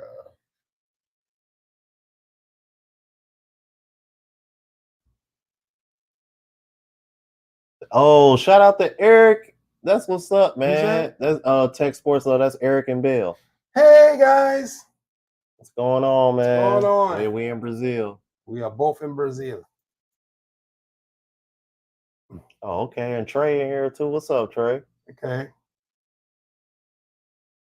Oh yeah, Lux Travel. I meant to tell you that's the city that you mentioned in Georgia. That's actually a city I was supposed to go to. It was like a really nice looking resort that I was thinking about going to. It was fairly reasonable price. I was gonna do a couple weeks out there, but I decided against it and went to Cambodia. Looking back, I probably wish I should. I really wish I would have went to Georgia, but I don't know. I guess I just felt more comfortable going to Cambodia because I asked somebody about Georgia and they said I was gonna have a really hard time finding people that spoke English there.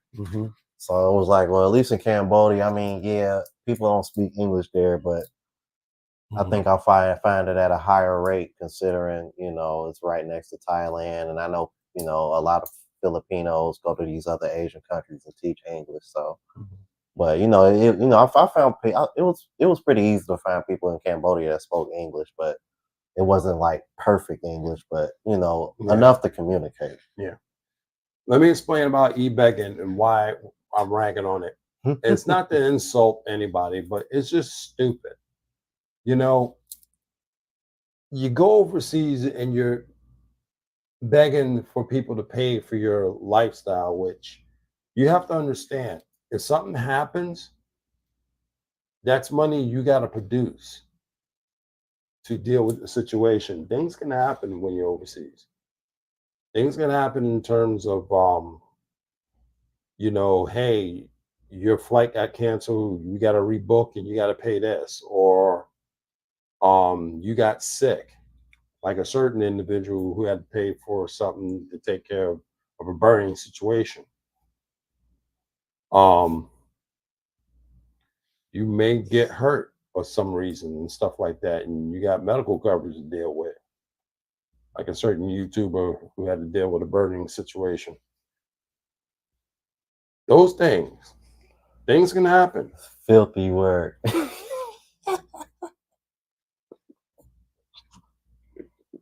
Yeah, because a lot of people, Pooh man, don't think about having travel medical insurance when they travel. Like I do have travel medical insurance. Okay. Hi, Miss Dawn. How you doing? Oh damn, she in here too. That's what's up. Hey Miss Dawn, how you doing? Yeah. That's what's up. Travel medical insurance. You will not get that through e-begging.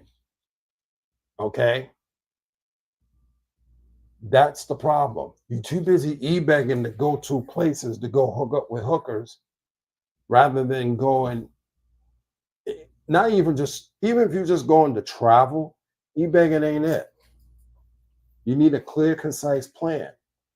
Like, bro, this man had somebody. He literally got people demanding him to go outside, and they're paying him to go outside and shoot content. I don't know if you saw that part in the video I sent you. Oh, I It was gotta look at that. somebody. It was somebody, and it's somebody. And this is how you know you down bad when you owe somebody in the chat money already, and they're offering you more money to go outside and shoot content. And it came from a guy that he already owes money to. How the fuck? How are you in debt to the people that watch you? Filthy work, bruh. Dusty, bruh. I don't care, bruh. I'm trying to figure that one out. That's dusty behavior, bruh. Could someone explain that to me? That's dusty behavior, bruh. Someone explain that to me. How do you unless you've done something? I'm gonna tell you how. Oh, look, Trey, no.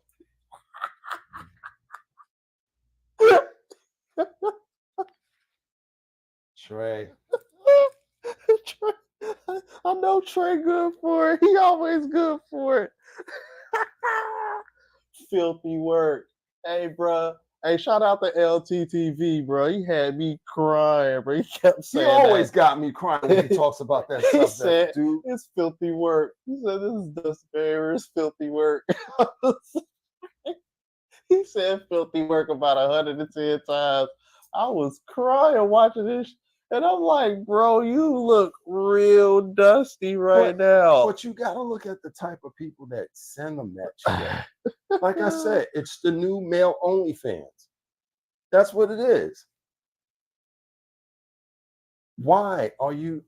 It's like Trey.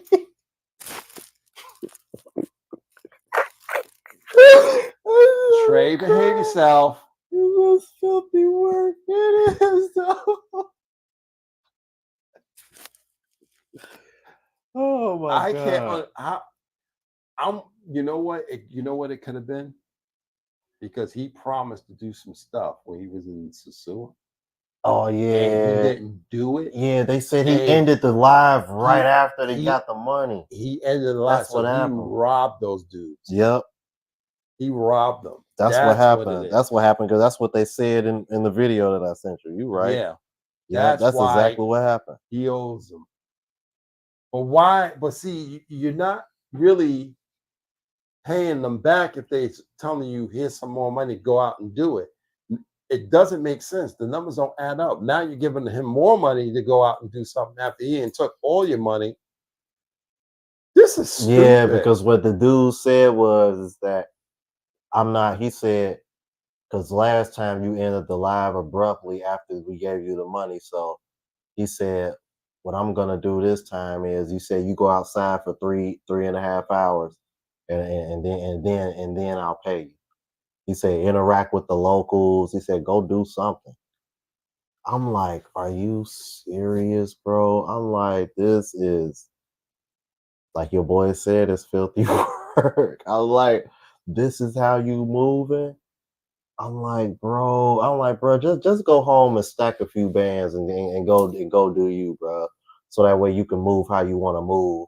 Because this just ain't a good look, bro. You literally got your wow, bro. How hard is it to put content together?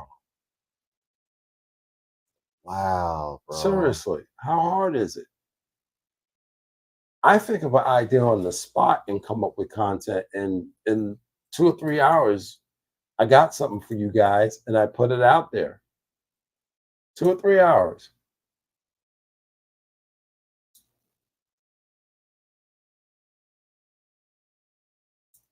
And I'm not hating on the dude or trying to diss the dude, but it's just like Eric said. He said, I'm always like, damn, look at this.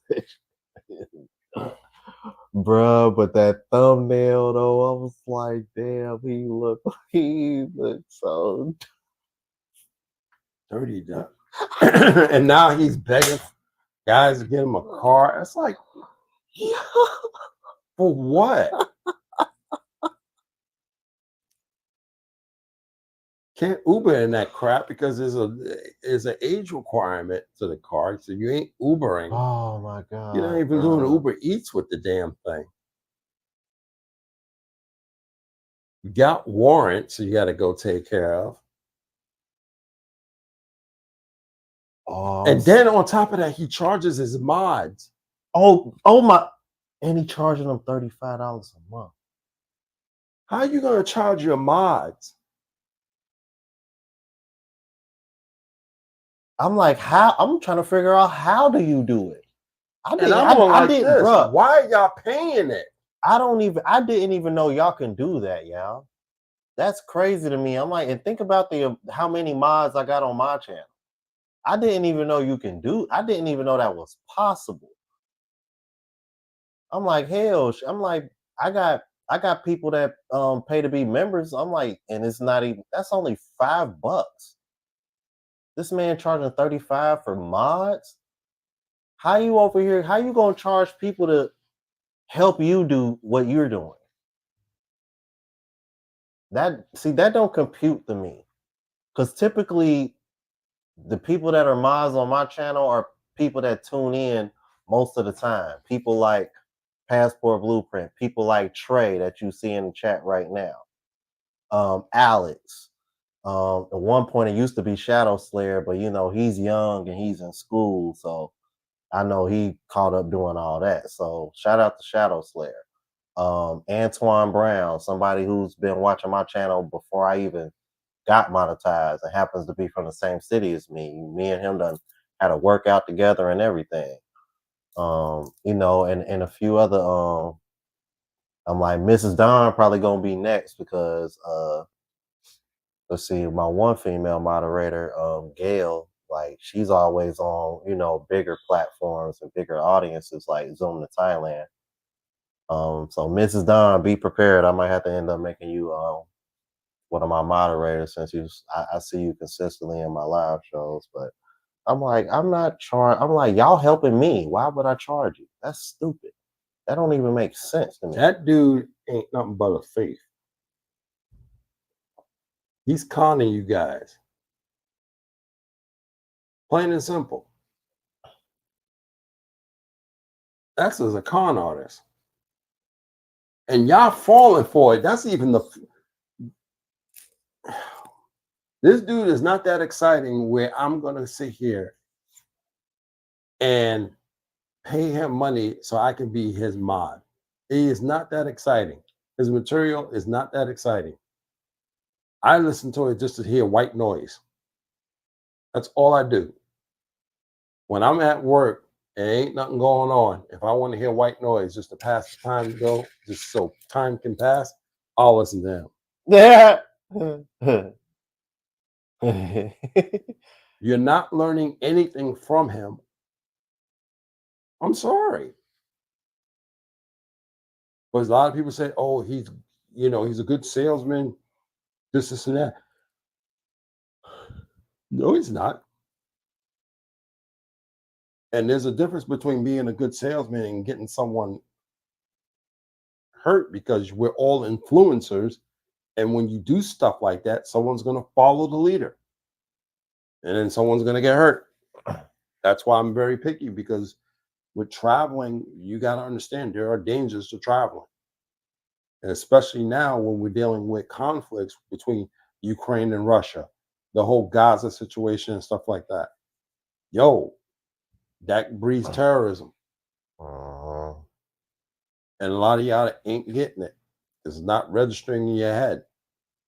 I want to address what Trey just mentioned in the chat about I only saw him through his friend, and y'all know who we talking about. Yeah, I kind of want to address. It's funny, Trey. Sometimes I be thinking you in my head because I swear I was literally just thinking that as he threw that in the chat because we all know who his friend is, and y'all know, like I've had conversations with him behind the scenes. He's actually in Sao Paulo now, as far as I know, which ain't too far from where we are. I agree with you, Trey. I think that's exactly what happened, and that's how I always saw it from the beginning. I always kind of saw it, and this is one of the reasons why I moved the way I moved when I started traveling because I didn't want to come off like I was being a follower or riding somebody else's coattail trying to get my channel up or whatever the case may be. But bro, from the moment I saw him, I knew. I knew. Now, as far as like the scamming and stuff that he doing now, I didn't see that coming. I mean, I figured, well, okay, if you can afford to do this, like you must got something going.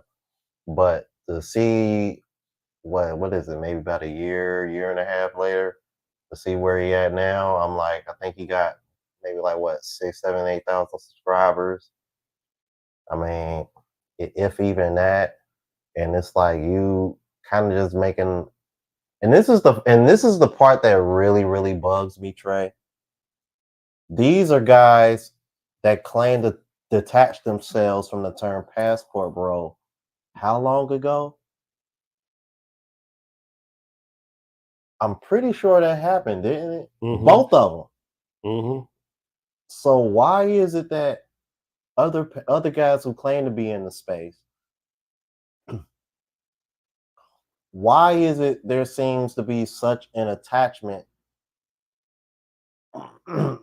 towards who we referring to, as opposed to, and they're acting like they're trying to completely forget that this guy that's over here e-bagging and dusting it up wasn't affiliated with him at some point.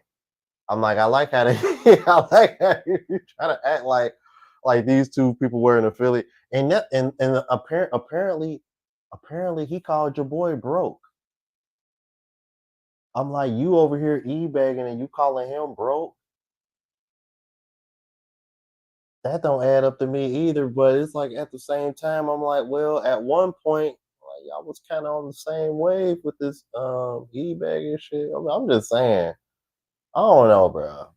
It's a lot to unpack, and I don't know. It's just a weird situation for me. I just don't like the way how it makes the space look, especially considering these guys claim to not be passport bros, claim to be detached from the term passport bro, but I guess due to popularity, people are just overlooking that, and I don't know. It is what it is, you guys, and it's like I'm just really starting getting to the point where I'm tired of biting my tongue about it, all out of the sake of respect or not trying to start any kind of like beef or like any kind of like smoke within the space. But at the same time, it's like if we want this space to be what we really want it to be, we gotta be able to call each other out on our bullshit.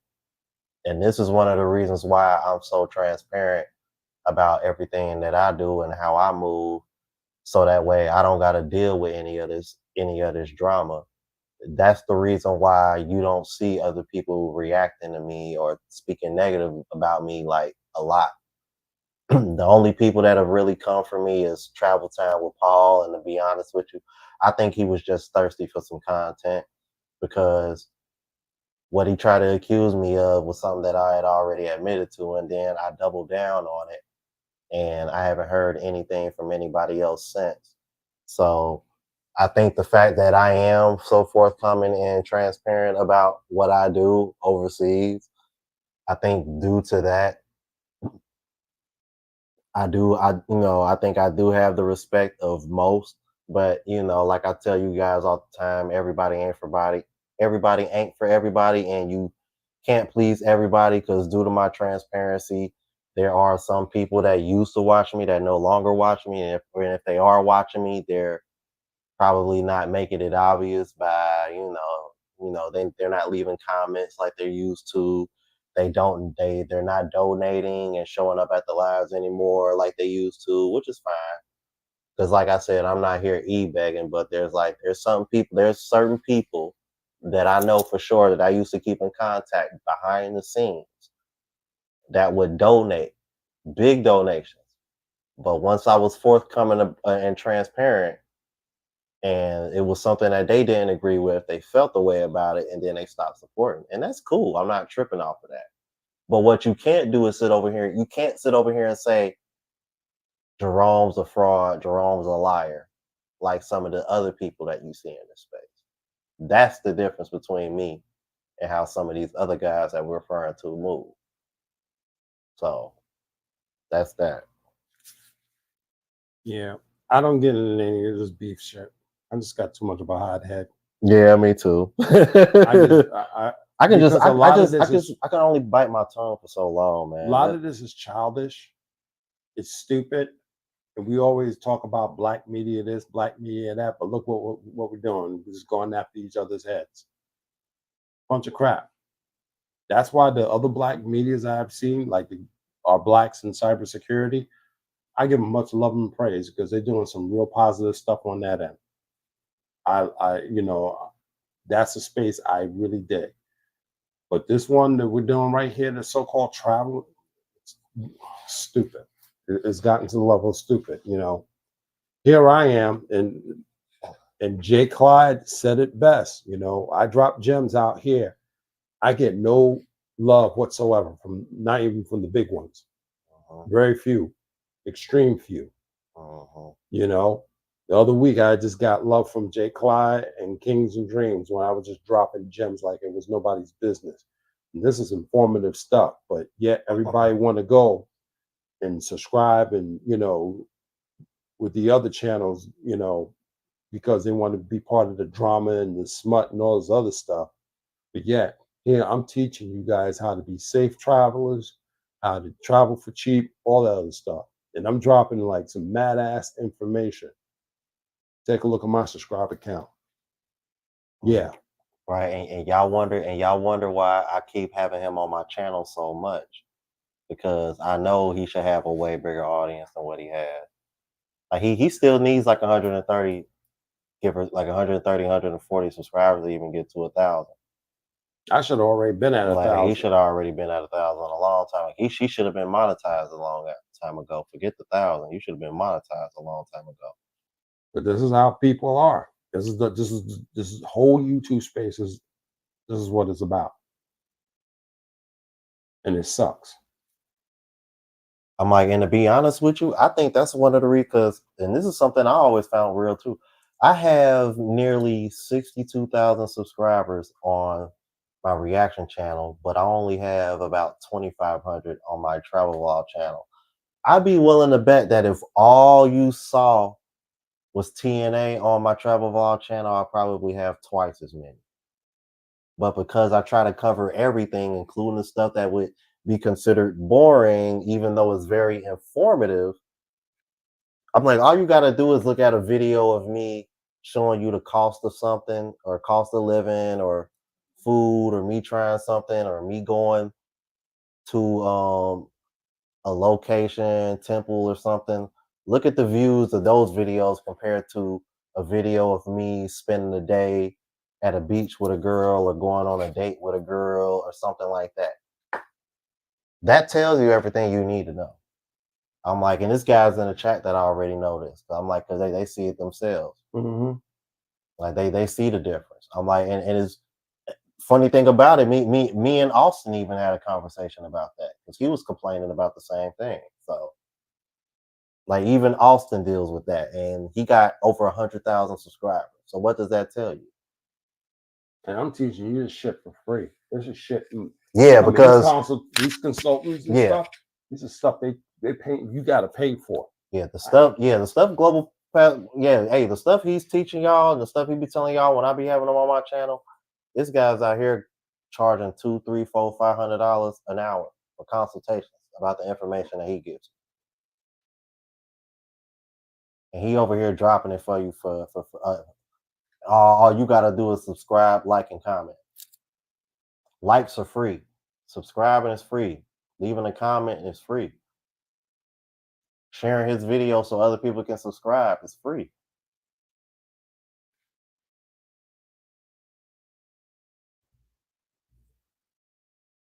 Traveling is trying to make y'all safe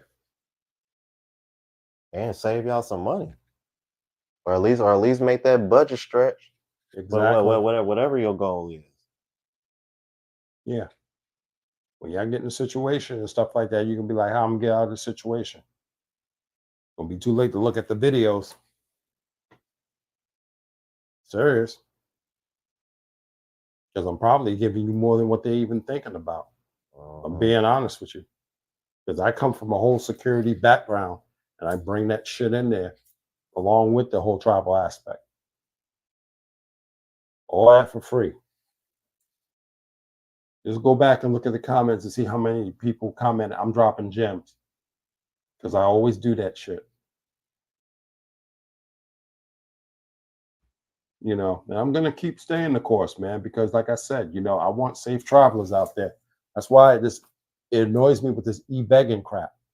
You know, so that's something that'll get someone in a bad situation. You can't beg your way across the world and stuff like that. Look at the conditions this person, and then on top of that, how you know he's actually begging, just to get to Airbnb or something. You don't know what he's doing with that money. That's the thing.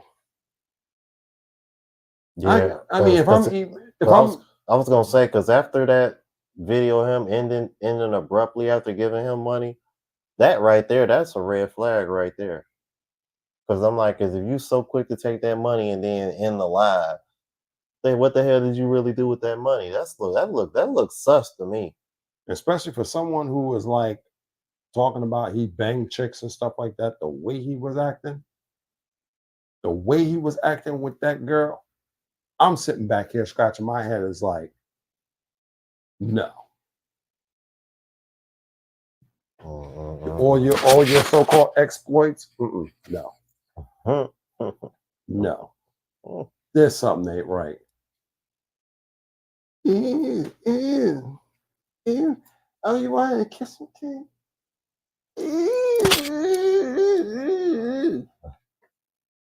Dudes don't do shit like that. If you talking about you've been banging chicks all around the world, no, I'm sorry, something ain't right. No. So you got bullshit points with me, man. And that's his business, what he wants to do as far as that. That's his business. But like I said, you're gonna sit here and eat bag. No. Yeah, that's on me. Oh my That and god. for that just says a lot about his subscribers because his subscribers and his mods are throwing out money like that. No. And my thing is, you mean to tell me you charging your mods and you still got a big yeah, You're bro. charging your Like, mods and you still begging and you getting money from YouTube. So I'm sitting here like, but I'm gonna keep it a buck, man. He don't really get views like that, so I know he ain't making shit for real. Cause I'm like, cause if he was really making something, bro, he wouldn't be begging. I'm like, cause you guys, I don't know if y'all know this, man, but I don't beg at all, man. I literally, it's like, you want to super chat, cool. If you want to donate to the Cash App, here's the thing. Like, and Passport Blueprint has mentioned this as well. There's been plenty of times where I've done hour and a half, 2 hour live shows, and I didn't get a single super chat, not a single Cash App, and I didn't come on here crying about it. I didn't come on here talking trash about the people who watch me for not donating. I didn't sit over here and stop the show or say, hey, I'm not going to do this unless y'all fundraise and give. I haven't done any of that because I don't have to because people watch. And that's all and as long as they're doing that and engaging in the comments, hitting the like button, all that's going to do is help me get more eyes on me. That's why I always say, I hope by the end of this video you subscribe. Please hit the like button, share with other people, all that. That's why I say that, because that's how I make my money. I make more than enough just from people watching to not have to do that. I'm telling you guys, I'm good. So when I see these guys doing that shit, the first thing that pops in my head is, you ain't making enough. You ain't getting enough views. You ain't. I'm looking at your channel and I'm seeing how many views you got. And then I'm going based off of how many views I got and how much I'm making.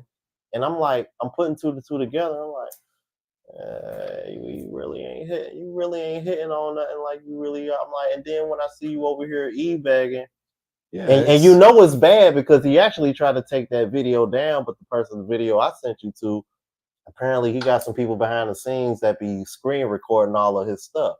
So that's they're going after him. They're going after him Yeah. hard, and I don't blame them. It just pisses me. It just pissing me off that other people in the space aren't calling it out. Like if anything, considering who he's been affiliated with in the past that everybody knows and everybody else seemed to want to collab with, you would think he probably would have been the first person to call the shit out. But I don't know. I guess he want to be quiet about it, especially when supposedly this man is calling him broke. I find that interesting too. Mm-hmm. Yeah, tech sport link. Tech sport love. We definitely will connect in the background. We'll do it through him. Oh yeah. Well, yeah. When you give me the whatchamacallit, Yeah, because I haven't set up a email account with this because when it was Global Passport Crew, I got rid of that email account. I haven't set one up for this one yet. But you know, first class games. Is that true? Is that what he needed it for? He needed it for that too. So he needed it for that. He needed it for the car. Like, well, what see, the hell? Well, I don't know. I can't keep up anymore, bro. I heard they charge like him gringo prices when he's overseas. You know how people charge gringo prices when you're overseas. So I don't know. I got to the point right now, you know, even though we're discussing it, whatever happens to him, it's on him. You know. Well, Trey, here's the thing. There is a soundbite of him saying that he did. Yeah, LTTV has that soundbite. LTTV, he has a soundbite. He did. He told you exactly what he got, bro. Yeah. He got that soundbite. He he has that soundbite. Now I've heard it. And he plays it multiple times throughout the stream. Like it's definitely him. So, I'm sorry, man. Oh man, going overseas, raw dogging it and stuff like that. Even raw dogging it in the States. I'm telling you, pregnancy ain't the only thing that happens. It's gonna be catching that little itchy. Or the fatal one. This is not funny. And I'm gonna tell y'all, you know, and this is what screwed up the whole thing. This was all about guys going overseas to get out of the friend zone and actually find happiness. And it all got screwed up because you got the little perverts, the mongerers, the wannabe, yeah, I get girls, but you're still coming overseas anyway. And you think your little wee wee is special because you can go get these, and all you're getting is hookers. That's all you're getting. You're getting the same quiches and stuff, but in a different country. You ain't getting the real women and stuff like that. Let's just get that clear. You're only getting the pukishas in a different freaking country. That's all you getting. So you ain't proving shit.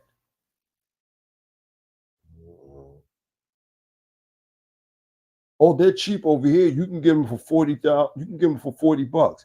Okay, $40 plus food, fucking airline reservation, Airbnb, hotel. How much did that come out to? No, you didn't get them for cheap because you had to spend all that money to go over there to get them. Now, I ain't depolicing and stuff like that. You can do whatever the hell you want, bro. But like I said, at this point right now, you ain't got nothing to say. You got zero to say. Yeah. My thing is like like I say, if you gonna do that, man, all I ask is that you be safe and do it on your own dime. Don't be over here and eBay. Don't don't shut up about it. yeah, don't be over here e-begging, man. Try to Shut up about it. you Don't got freaking even put it on the internet. Because the one thing y'all don't realize, your boss can find this stuff. They can find out all your accounts. This is not a joke. They, I'm dead serious. You can fake account and all that stuff because y'all leave digital footprints that lead right back to your ass. I'm not kidding. Y'all over here open up your mouth and saying this and this, and that. All that leads back to your ass. A lot of you guys starting beats and stuff like that, straight up borderline, if not cyberbullying, cyber harassment. Y'all can go to jail for that stuff. Y'all just ain't had no one file the damn charges yet.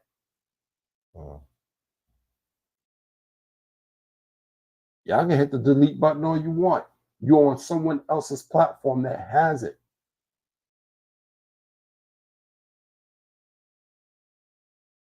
How interesting.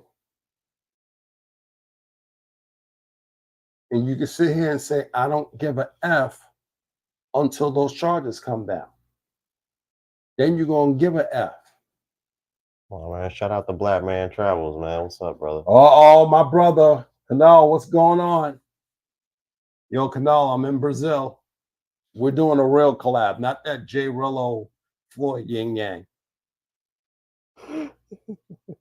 And Canal, since you're here, you're gonna hear it from me. Game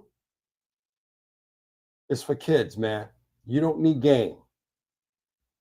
2 Brazilian women I've met during this trip. Lovely conversation. No game required. Thank you, brother.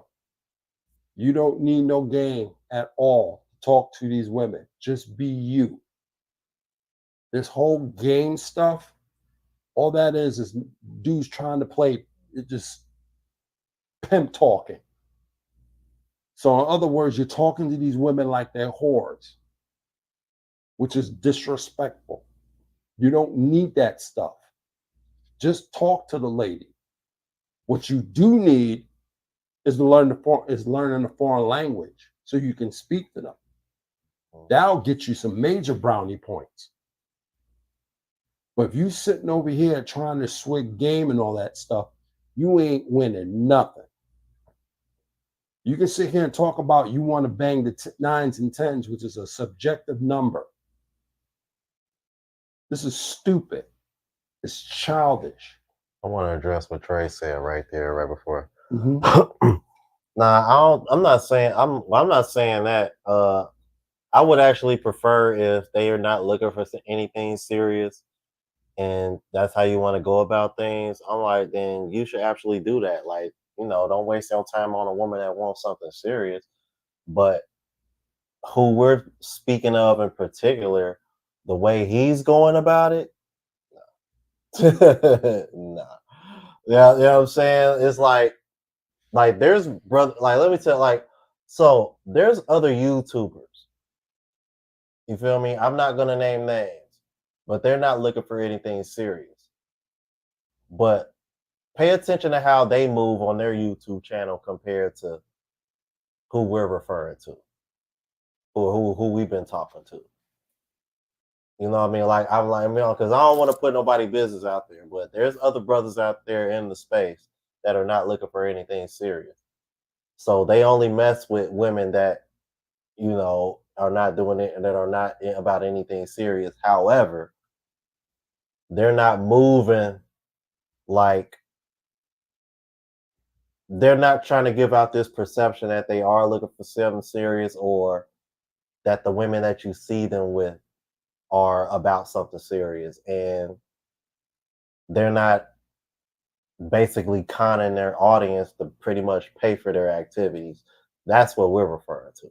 Yeah. But I mean, if you're not looking for anything serious, do what you want to do. You know, I mean, y'all know where I stand with that. But yeah, Yeah, I'm but like keep it but me, I'm like this, Trey. Keep it off the internet. I'm Seriously.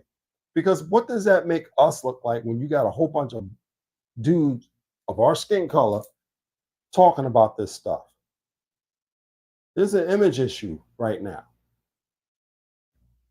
It really is. Keep that stuff to yourself. That's why it's kept in the dark for a reason. Don't worry about what other races are doing. That's them. Let them get the burn. For us, keep that stuff in the dark, man. But everybody want to show off and stuff like that to prove something to what? To Keisha and Laquita and Shanae and all that stuff back home. And look what, no, who cares? I don't need to show off this stuff. And the reason why they're showing it off is because they're still in love with those people. They still in love with them. Oh, Hey, look at me. I'm with all these girls. This and that. Why are you showing off for them? I don't care. If I get somebody, I get the one. See, let me school you guys that want to sit here and play Playboy. See, anybody can be a Playboy. It takes a real man to be with one. Let me repeat that for the people in the back in the congregation. Anybody can be a Playboy, but it takes a real man to be with one. Let that sink in. I'm out here. I'm out here looking for the one. That's it. I'm cool. Y'all want to sit here and have all this little crazy stuff? That's your business. All I'm saying is, you better start thinking about the reputation of the rest of us, because all this stuff that's coming around here, people are going to start forming opinions about black men and what we're doing. Because that's why you got all this stuff going down in Colombia and what they think. Because you ain't hearing what they're saying behind the scenes. I know what they're saying behind the scenes. yeah. From what I heard, it ain't good. It ain't good. It ain't nice at all. Like it's on. I'm like that's one of the reasons why I haven't really gone back to Colombia, you guys, because last thing I want to do is go down there and they're gonna see me and they're gonna have that perception of me. I'm like, I'm not trying to deal. And keep in mind when I've been in Colombia, I was dating seriously. Like, you know what I mean, the woman that I like the woman that was waiting for me at the airport when I got to Medellin, me and her still keep in contact. She still wants me. She's begging me to come back. And I keep telling her like I do not feel comfortable coming down there, even because even though I'm dating you and it's I mean we got a connection, even if I was to go out of their way and tell them like, hey, I'm dating somebody down here, like is that really gonna make a big of a difference? Mm-hmm. You're like, because I'm like, because the moment they hear that my Spanish isn't fluent, they're gonna automatically probably gonna throw me in a group with the rest of the guys that come down there. Mm-hmm. And there's guys down there that are going down there just for that. And hell, their Spanish is more fluent than mine. So what you gonna think they go when they hear my Spanish? Mm-hmm. So it's just something that I've been real mindful of. That's why I really ain't been too quick to go back to Colombia. To be honest with you guys, I'm like otherwise I probably if I felt more comfortable going to Colombia, I probably would have been going to Colombia from here, simply off of the fact that it's a lot cheaper. But Yeah. yeah, man, it's just not worth it right now. I don't like the perception of how we look after what happened, and it's sad that it's just coming off of a few bad apples, man. Because most guys that go down there, man, they go down there, they have a good time, and they stay out the way. I mean, Jay Clyde is basically living in Medellin for how long now? Jay Clyde been living down there for a minute. I don't know if you still watching Jay Clyde, but I know you've been in Colombia for a long time, so. Mm-hmm. Like his brothers down there do it. Brothers like Los, Crypto TV, Andre from Andre Love Crossing Border. His guys down there because Los just got married recently, and he been living. I think he got a place in Cartagena and a place in Bogota. So his guys down there doing it, man. Like it's real. Like got like like it's real brothers down there that are like established and married, plan on starting families and stuff. Like I know Andre and Andrea kind of been hinting at starting to have a child here in the future. Mhm. So it's like it's really going down out here, you Yeah, guys, man. It's they doing their thing down here. It ain't just that. yeah. Hey, Oliver, that visa requirement you mentioned, there's a backstory to that. It's not good. I get what you're saying, but there's a backstory to it. And I just heard about that backstory. It's not good. So the visa requirement, and it has nothing to do. It has something to do with politics right now. That's why, if you heard me earlier, waiting for the political situation to resolve itself. But that visa requirement came out because of, let's just say, anti-American. I'll leave it at that. I'll say, did you want to address what Trey said a little further up? What do you say? It's like up here. I don't know. Can I bring that up? Oh, okay. Yeah, it's cool. Yeah. So you can do that. This is where passport must be. So if a man doesn't want to be,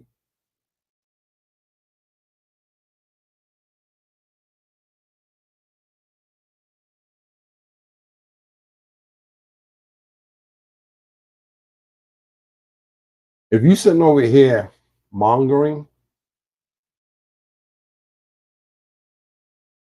that's your business, man. But here's me. You going around different countries just to ram through women, bro? Mm-mm. I have a new viewpoint about that. You know,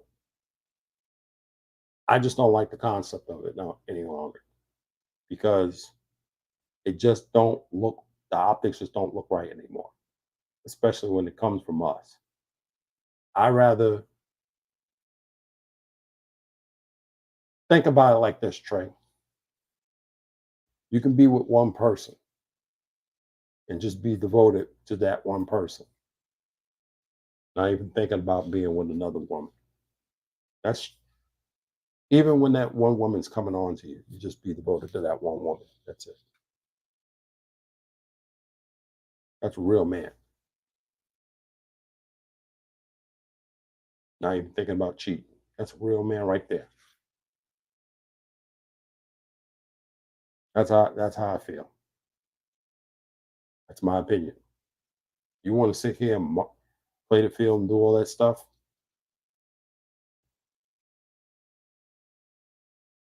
Maybe when you're young and single, maybe.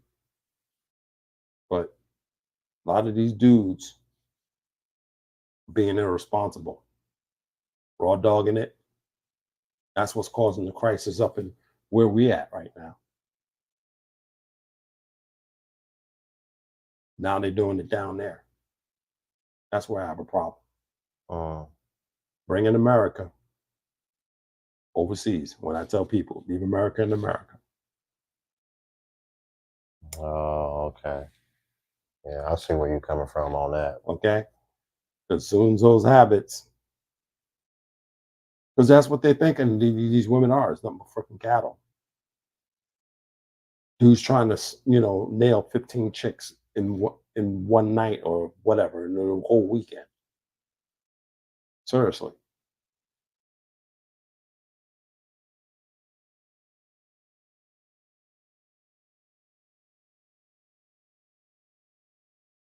This whole movement, if you want to call it, was just to get guys out the friend zone so they could find their happiness. And we did that. But look what came around. Same dudes was out there doing that crap. The same dudes that caused this little crap back home. Because those are the ones that are the baby daddies. I gotta admit though, I do be surprised how many guys that I meet overseas that have children back home. Yeah. That kind of shocks me. I'm like, how in the hell? I mean, it's like I don't want to be in anybody's business, but I'm like, how do you do that? Think about it, Trey. How many of those dudes, these ain't the single dudes that's like, 50 and childless and all this other stuff. These dudes are doing that manga stuff These are baby daddies And I'll be honest with you, man. Some of these guys with are your kids. favorite YouTubers. Just gonna put that out there. Yeah, And I'm like, they got kids back home. I'm like, and you over here, exactly. you got a whole girlfriend, whole YouTube page. And I'm Mm-hmm. like, hold on, Mm-hmm. what the hell is going on out here? Like, I'm like, I guess I could see why some people, I don't know, it's interesting, man. You be surprised. Yeah, I mean, we can disagree on it, Trey. I hear where you're coming from, but like I said, the whole mongering thing, bro. I mean, guys have their fun, but and I understand that when you're young, everybody has their fun. That's just the way of life and stuff like that. But when you got a bunch of dudes that's leaving baby mamas all over the place, and now they want to come over there and do overseas, man. Nah, I draw lines, bro. I draw a line on that, man. They can keep their ass home because this whole movement been infiltrated by a whole bunch of pookies and rares. I'm sorry. Yeah, it has though, if I'm being I mean, honest. I understand it may come down like it sounds like depolicing and stuff, bro, but how you get rid of this? Oh, you Yeah, could just click on the same yeah, one, yeah. yeah. It does sound like depolicing, man, but you know what? Maybe we need that. I don't know. Because like I said, right now, you see what they're doing in Colombia and they're doing restrictions on because it's not actually passport bros. It's, these guys are not calling their real titles, they're sex tourists. Uh-huh. Let's be real. If you coming down for pay for play, you're a sex tourist, not a passport bro. What's it?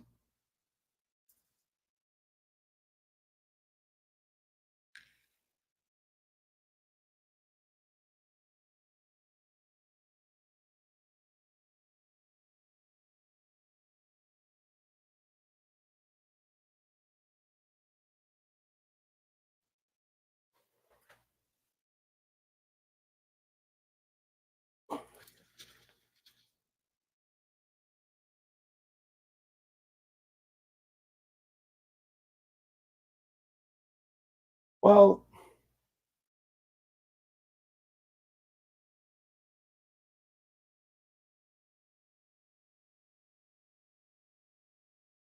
but I don't know if you were here earlier, but when I spoke earlier about the women in Brazil, they look for those that are aligned with other people, the same alignment as but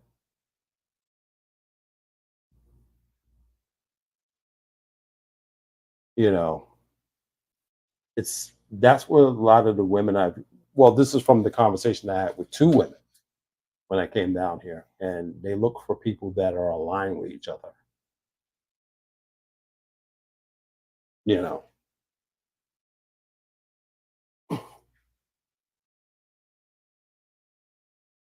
Yeah, I think that's what we are. I think that's what we all want, Trey, to be Yeah, honest with you. yeah. That's where we're getting at basically. That's part of the reason why who we discussed about earlier in particular is so bothersome because these are guys that claim to be detached from that term. However, some for some reason they seem to be still affiliated with it, and other people that fall under that term are collabing with these guys, or one in particular. And it's I don't know, it's weird, bro. It's and like I said, man, it's like I'm just getting to the point where I'm just kind of burnt out on biting my tongue about it. But at the same time, I know that n- speaking out about it is gonna bring some. How can I say? It's gonna bring some heat my way because you got some people that are so loyal to a particular fan base that they can't do no wrong, Mhm. and And it's really sad to see because part of the reason why I am where I'm at on YouTube is because of my transparency and to see that there's other people in the space that don't even claim to be passport bros anymore, have a uh much bigger audience but don't seem to be completely honest with their audience. Is like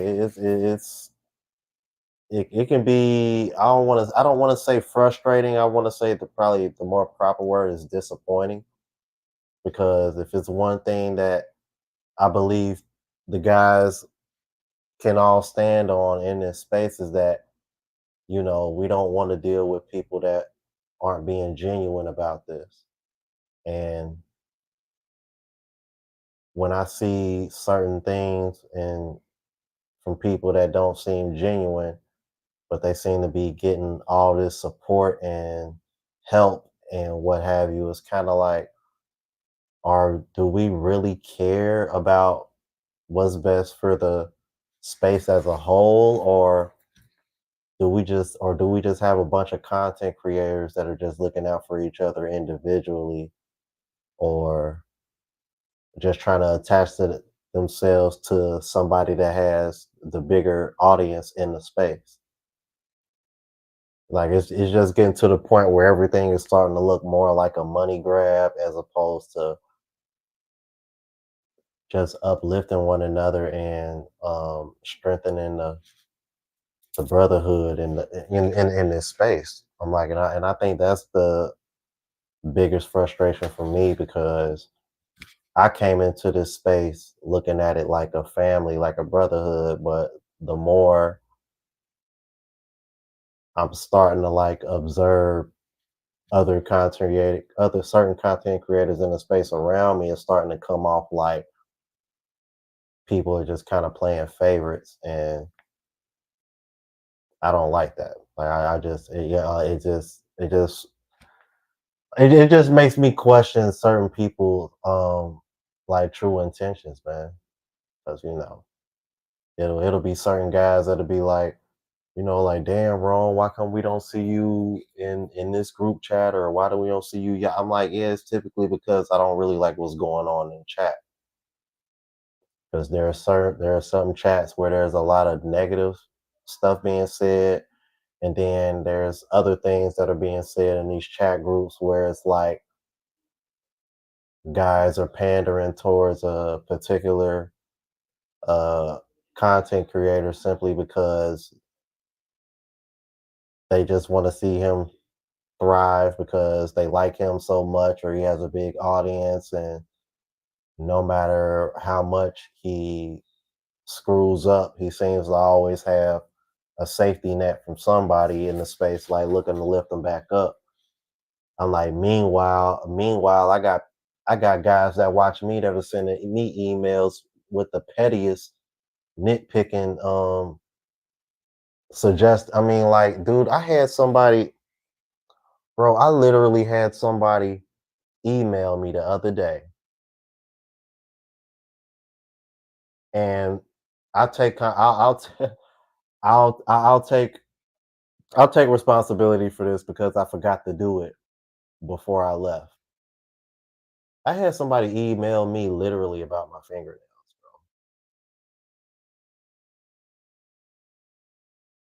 I have people who watch me emailing me about me forgetting to clip my fingernails. Meanwhile, you got people out here that are not even associated with the passport bros making the space look bad. And these guys are getting, like, every mistake that they make gets overlooked and overshadowed. But I got people hitting me up about some fucking fingernails. Excuse my French. Like, you see what I mean? Like favoritism. Like, I'm getting called out for the petty something like fingernails not being clipped. Meanwhile, you got somebody that can make the whole space look bad because of what they did overseas, and y'all are just kind of like, oh, you know, well, he's young, he'll learn. And I'm like, what? Favoritism. Just because he's supposed to be, just because he just happens to be popular, have a bigger audience, it's like this is one of the reasons why I've even considered detaching myself from the passport, bro. The name, the term itself, because I'm tired of seeing this favoritism. And there's a person or two that's been in the chat that's in these same group chats that I'm talking about, and he probably knows exactly what and who I'm talking about. It's annoying. It's kind of burnt out on it, to be honest with you. I'm about to be the next brother that's gonna be over here like I'm not a passport bro. I'm just a brother with a passport. Y'all gonna start hearing me say that here if I don't see things change here in the future, because I'm getting kind of tired of it, and I'm getting tired of trying to be the one that's trying to show that there's more to us than just women. But once again, like I mentioned on my travel vlog channel, anytime you see a lot of views, it's typically tied to a woman being on a thumbnail, or me be hanging out with a woman. The only time I got a lot of views on a video was the time where everybody thought I got stuck in Thailand on some BS, and and supposedly that was clickbait. When in reality, all I was doing was just trying to show guys not to make the same mistake as me. But because they want to see Passport Bros fail so bad, it was seen as clickbait. And all I was doing was trying to let you guys know, like, hey, make sure you pay attention to which airport you go to, because some of these places you go to got more than one international airport in the city. Bangkok is big as hell. I didn't realize. I'm like, by the time I got to the airport, I'm like, oh crap, I'm at the wrong airport. So I was stuck in Bangkok for another 8, 9 hours when I was supposed to be in the Philippines by then.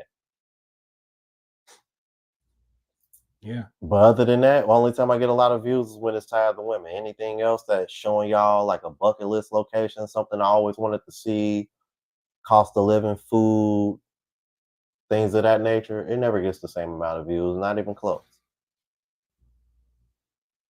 I guess it's all like put this up. That's all they want to see. Trey, this is all they want to see. TNA and drama. And here we're bringing you informative information.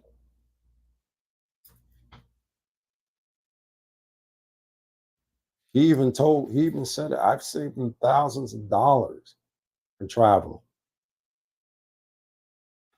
And I'm not, pat myself on the back for that. I'm glad to do it. That's what this whole channel's about. But I don't even get no recognition for that. People don't even want to, put me on that, channel and stuff like that. I don't get that love. But certain people will get that when they screw up. Drama and stuff like that. I even know one YouTuber, he went on a popular channel and he tried to educate him on something that was important. They didn't care. And it was something very vital that a lot of these people aren't doing. They didn't care. I teach to make sure you're safe. Every little thing we talked about today, for what's going on in Brazil and how you should treat the women and all that stuff. All these are things, that's going to make you successful when you're down here. And, you know, even the bag in itself, to protect you from malware and all that other stuff. And, there's other stuff I can be teaching y'all. And y'all probably going to see a few of that stuff. But do they care? No. Until they get into some shit. Mm-hmm. Then it's going to be like, where am I when you need it? Then it's going to be a whole different goddamn ball game. Uh-huh. Just like Rome was telling me a while ago, you got dudes that's so stupid. They pressing him for every little thing under the sun to try to figure out how to do the simplest of thing. Because a lot of these guys don't have critical thinking skills. This is a reality, man.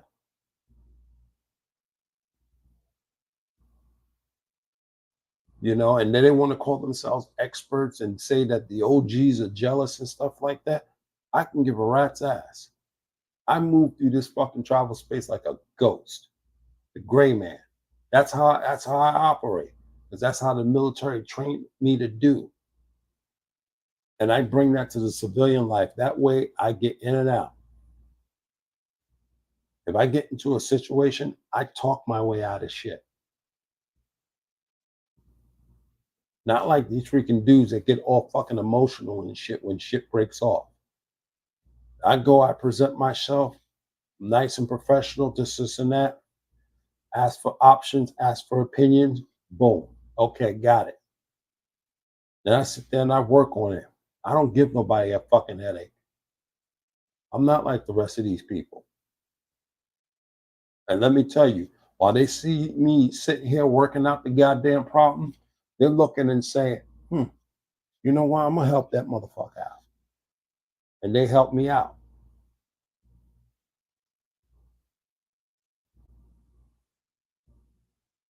And I get the shit. And they help me out. While these motherfuckers are still ranting and raving like fucking little bitches and shit.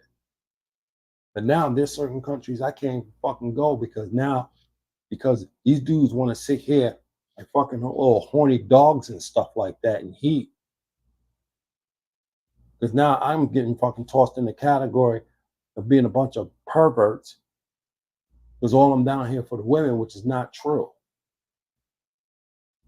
Now, like I said earlier, I was looking at real estate down here. Because real estate's cheap. But what they're offering, oh hell yeah, I would love to get the real estate down here. Because they're literally offering mansions for a fraction of what a mansion would cost. So why not? Always want to own a mansion? Why not come down here and pay for mansion, for a home price at mansion, cost and stuff like that? Ideal. You're in a beautiful country. You're getting this at home for a fraction of the cost. So that's why I'm here. I'm here for a purpose. That's why I travel. I travel here for a purpose. I have a purpose in mind. My purpose ain't having a fun time in the adult sense. Now, if I happen, want to go play a little bit, I'll go play a little bit. But that's not my purpose of coming down here.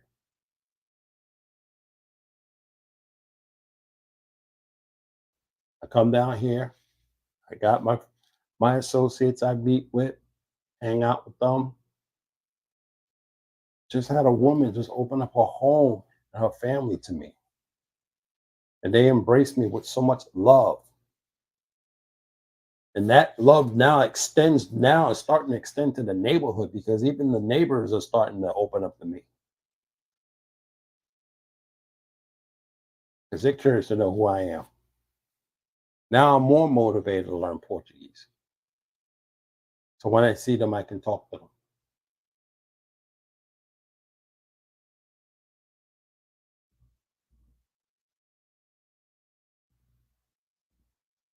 That's traveling, dude.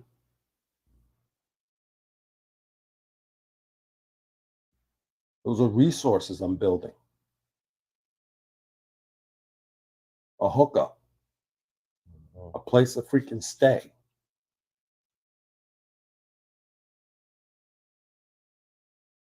These mongers don't do that stuff. And when they get their ass in a jam and stuff like that, what resources they gonna have to go to? None. Because these hookers ain't gonna hook them up unless they. They do got another source. It's called e-bagging. Oh yeah, e-bagging. I need a cash app. I need a cash app. I'm stuck. Shit, if I can't get 60, what was it, $66, $64, okay? Yeah, I'm sorry, y'all, man. I just can't get over that. That's cool, man. Like your boy said, man, it's filthy work. That's Filthy work. oh man, I'm definitely adding that one to the roster. Filthy work. I'm like, when did that get popular? Whoever started that? Shout out to y'all, man. I'm using that. Bro, you should go to Costa Rica sometime. That's in the plan. You know what? It might be because I'm supposed to link Oh up yeah, with Troy because Troy, yeah. he got like a little dating service thing going on, and it was God, man. I wonder if her video is still in my dude. This beautiful girl named Juliana, 22, 23, no kids. I mean, gorgeous, and she was interested too, man. But I'm just like. I told him like, look, if I come, it ain't gonna be till later on this year. I was thinking maybe after the DR meetup, I'll go straight there because it's close. But I don't know, bro. She's a beautiful girl. I told Troy and his wife, I was like, look, if she's still available, then we can make it happen. But I'm like, that girl is highly attractive and young and no kids. She gonna have her pick of the litter. I don't expect her to still be available by then, but if she is, we can make it happen. Yeah. Oh man, we are rolling. We close up in 15. Make it a 3-hour run. But yeah, guys. Sorry for the long speech, but like I said, this whole travel space has just been. We're just trying to change it up, bring it back to a norm. And I know we've been venting and stuff like that, but we're just trying to bring it back to where we think it should be, and that's all we're doing. Ronin Travelers, Oh that's my man. damn! That's my man. Shout out to Ronan, man. That's what's Ronin up. is my fucking man, bro. Let me tell you, man, that speech you gave when you was on Pablo's show, bro, yo, you lit that shit up, man. You lit it up. Um, you lit it up, man. You told him straight up fire, he lit fire to ass. You know, it was because all this stuff, you know, y'all doing a lot of these people are doing this shit because it clicks, likes, and views, man. Because if you serious, and he said it, man, if you serious about a relationship, just go out there and get it. But a lot of you guys out there paying for it and just for clicks, likes, and views, man. And he was dead ass on point when he said that. And we do need to clean this shit up and put some goddamn structure to this shit. Because there's a lot of us out here in this space that do have foreign brides and foreign girlfriends. Just one. And a lot of these guys are just paying for it. A lot of these other dudes are paying for it. Clicks, likes, and views. But don't worry, there's 3 little letters called the IRS that's going to be hopping on their ass because they probably ain't paying taxes. They're more likely ain't paying taxes. Something tells me they ain't paying taxes. Yep. In trouble with that. Oh yeah, and Eric, I saw your comment earlier. I'm gonna be back in the States in August and September, and I already got my ticket for the first Monday night game. I think it's September 23rd. It's the same week that I'm supposed to leave for DR. So, as far as football season goes, it will have to probably be sometime before September 23rd, and I guess beginning of September, because after that I'll be leaving again, and I won't come back to the holidays. I don't know. I would just if I'm gonna go to Kansas City for a football game with you, man, I would probably try to make it in September because, dude, I know, good God, once December and November hit, it's probably gonna be cold as ice. And I know Arrowhead get cold. I ain't trying to deal with it. That's why typically if I try to go to a football game, I try to go at the beginning of the year in September or October when the weather ain't too cold or still kind of warm. After that, I'm like, I'm good. Mhm, It's too cold. I'm not about to be in 20, 30-degree weather for 3, 4 hours. mhm. No. Shalimar, would I go to visit Havana, Cuba? No. Nah, I'm just not really interested in Cuba. Kings and Dreams was just there not too long ago Yeah. too. I will tell you the places right now that's on my bucket list, Shalimar. It's Morocco, Tunisia. Well, actually, I'm pulling Tunisia back because it's getting a little hot over there as far as uh, with conflict. So it's Morocco, Romania, in particular, I believe Budapest is in Romania, if I'm not mistaken. Hungary. Is it Hungary? Yeah, I Yeah. think Hungary. So Hungary, Poland, Japan, Thailand, Philippines. Um,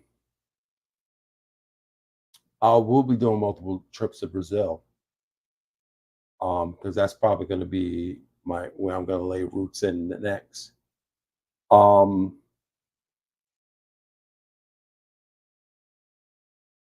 Greece,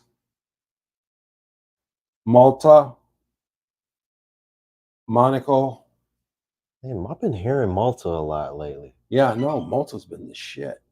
Everybody been talking about Malta lately. I need to see Yeah. what's going on I down there. might reconsider Tunisia. I just got to do some more research. But see, parts of Tunisia you got to be careful of because there's a part I wanted to go to because the part because believe it or not, guys, in well, Tunisia was the original place where they filmed Star Wars. I'm a big Star Wars nut.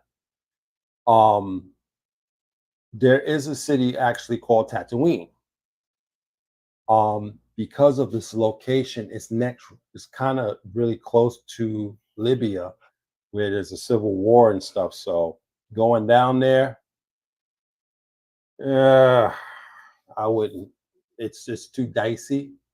So that's why I kind of push Tunisia as a whole out of the whole picture, unless you're just hanging out in Tunis. But as a whole, I just push Tunisia out of the whole picture. But but those are the ones in my viewpoint right now. I don't have Cuba in my viewpoint in my visual right now.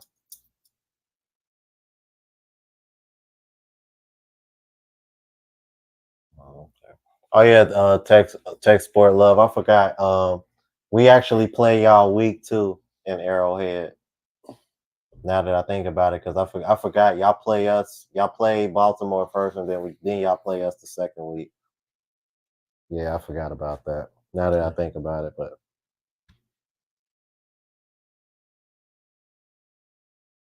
he said Monaco. He said, "Oh, you rich, rich." Hey, Trey, goofy man. He said Monaco. Oh, you rich, rich. Yeah, I'm like Morocco on my list too. I actually want to. My mom said she always wanted to go to Italy and Greece before my dad passed, so I was gonna try to take her to those places. Okay. That's why I was kind of holding off on those because I was even like even before Cambodia, I was considering Greece and Italy because I was really because like somebody mentioned earlier, a lot of us don't go to Europe, so it's like I definitely want to touch Europe as well. So Mhm. Yeah, I want to get Budapest big time because I want to go to Bram's Castle, and for all those probably figured Bram's Castle was renamed, it was actually Dracula, Dracula's Castle. yeah. Um, I got to go see Blade's cousin or Blade's ancestor. So since they keep pushing the goddamn movie back, I might as well go. It's like, okay, let's go see Blade's ancestor. So I heard it's really cool though. The tours is really cool. So I want to go check it out. Um There's this big thing in Italy right now, Pooh man, where you can buy a piece of property for like €1 or something like that. But it's actually €1 plus a €5,000 fee. You have to fix it up within 3 years. Mhm. Oh So yeah, I saw yeah, that. so there's more to that, but you can actually put it on the market and make money off of it. Or Mhm. you can just keep it for yourself and rent it out as an Airbnb. So that's a good, nice little flip thing you can do in Italy. I'm not sure about Greece though. You have to look at it because Greece has a pretty crummy economy. Mm. Mm-mm.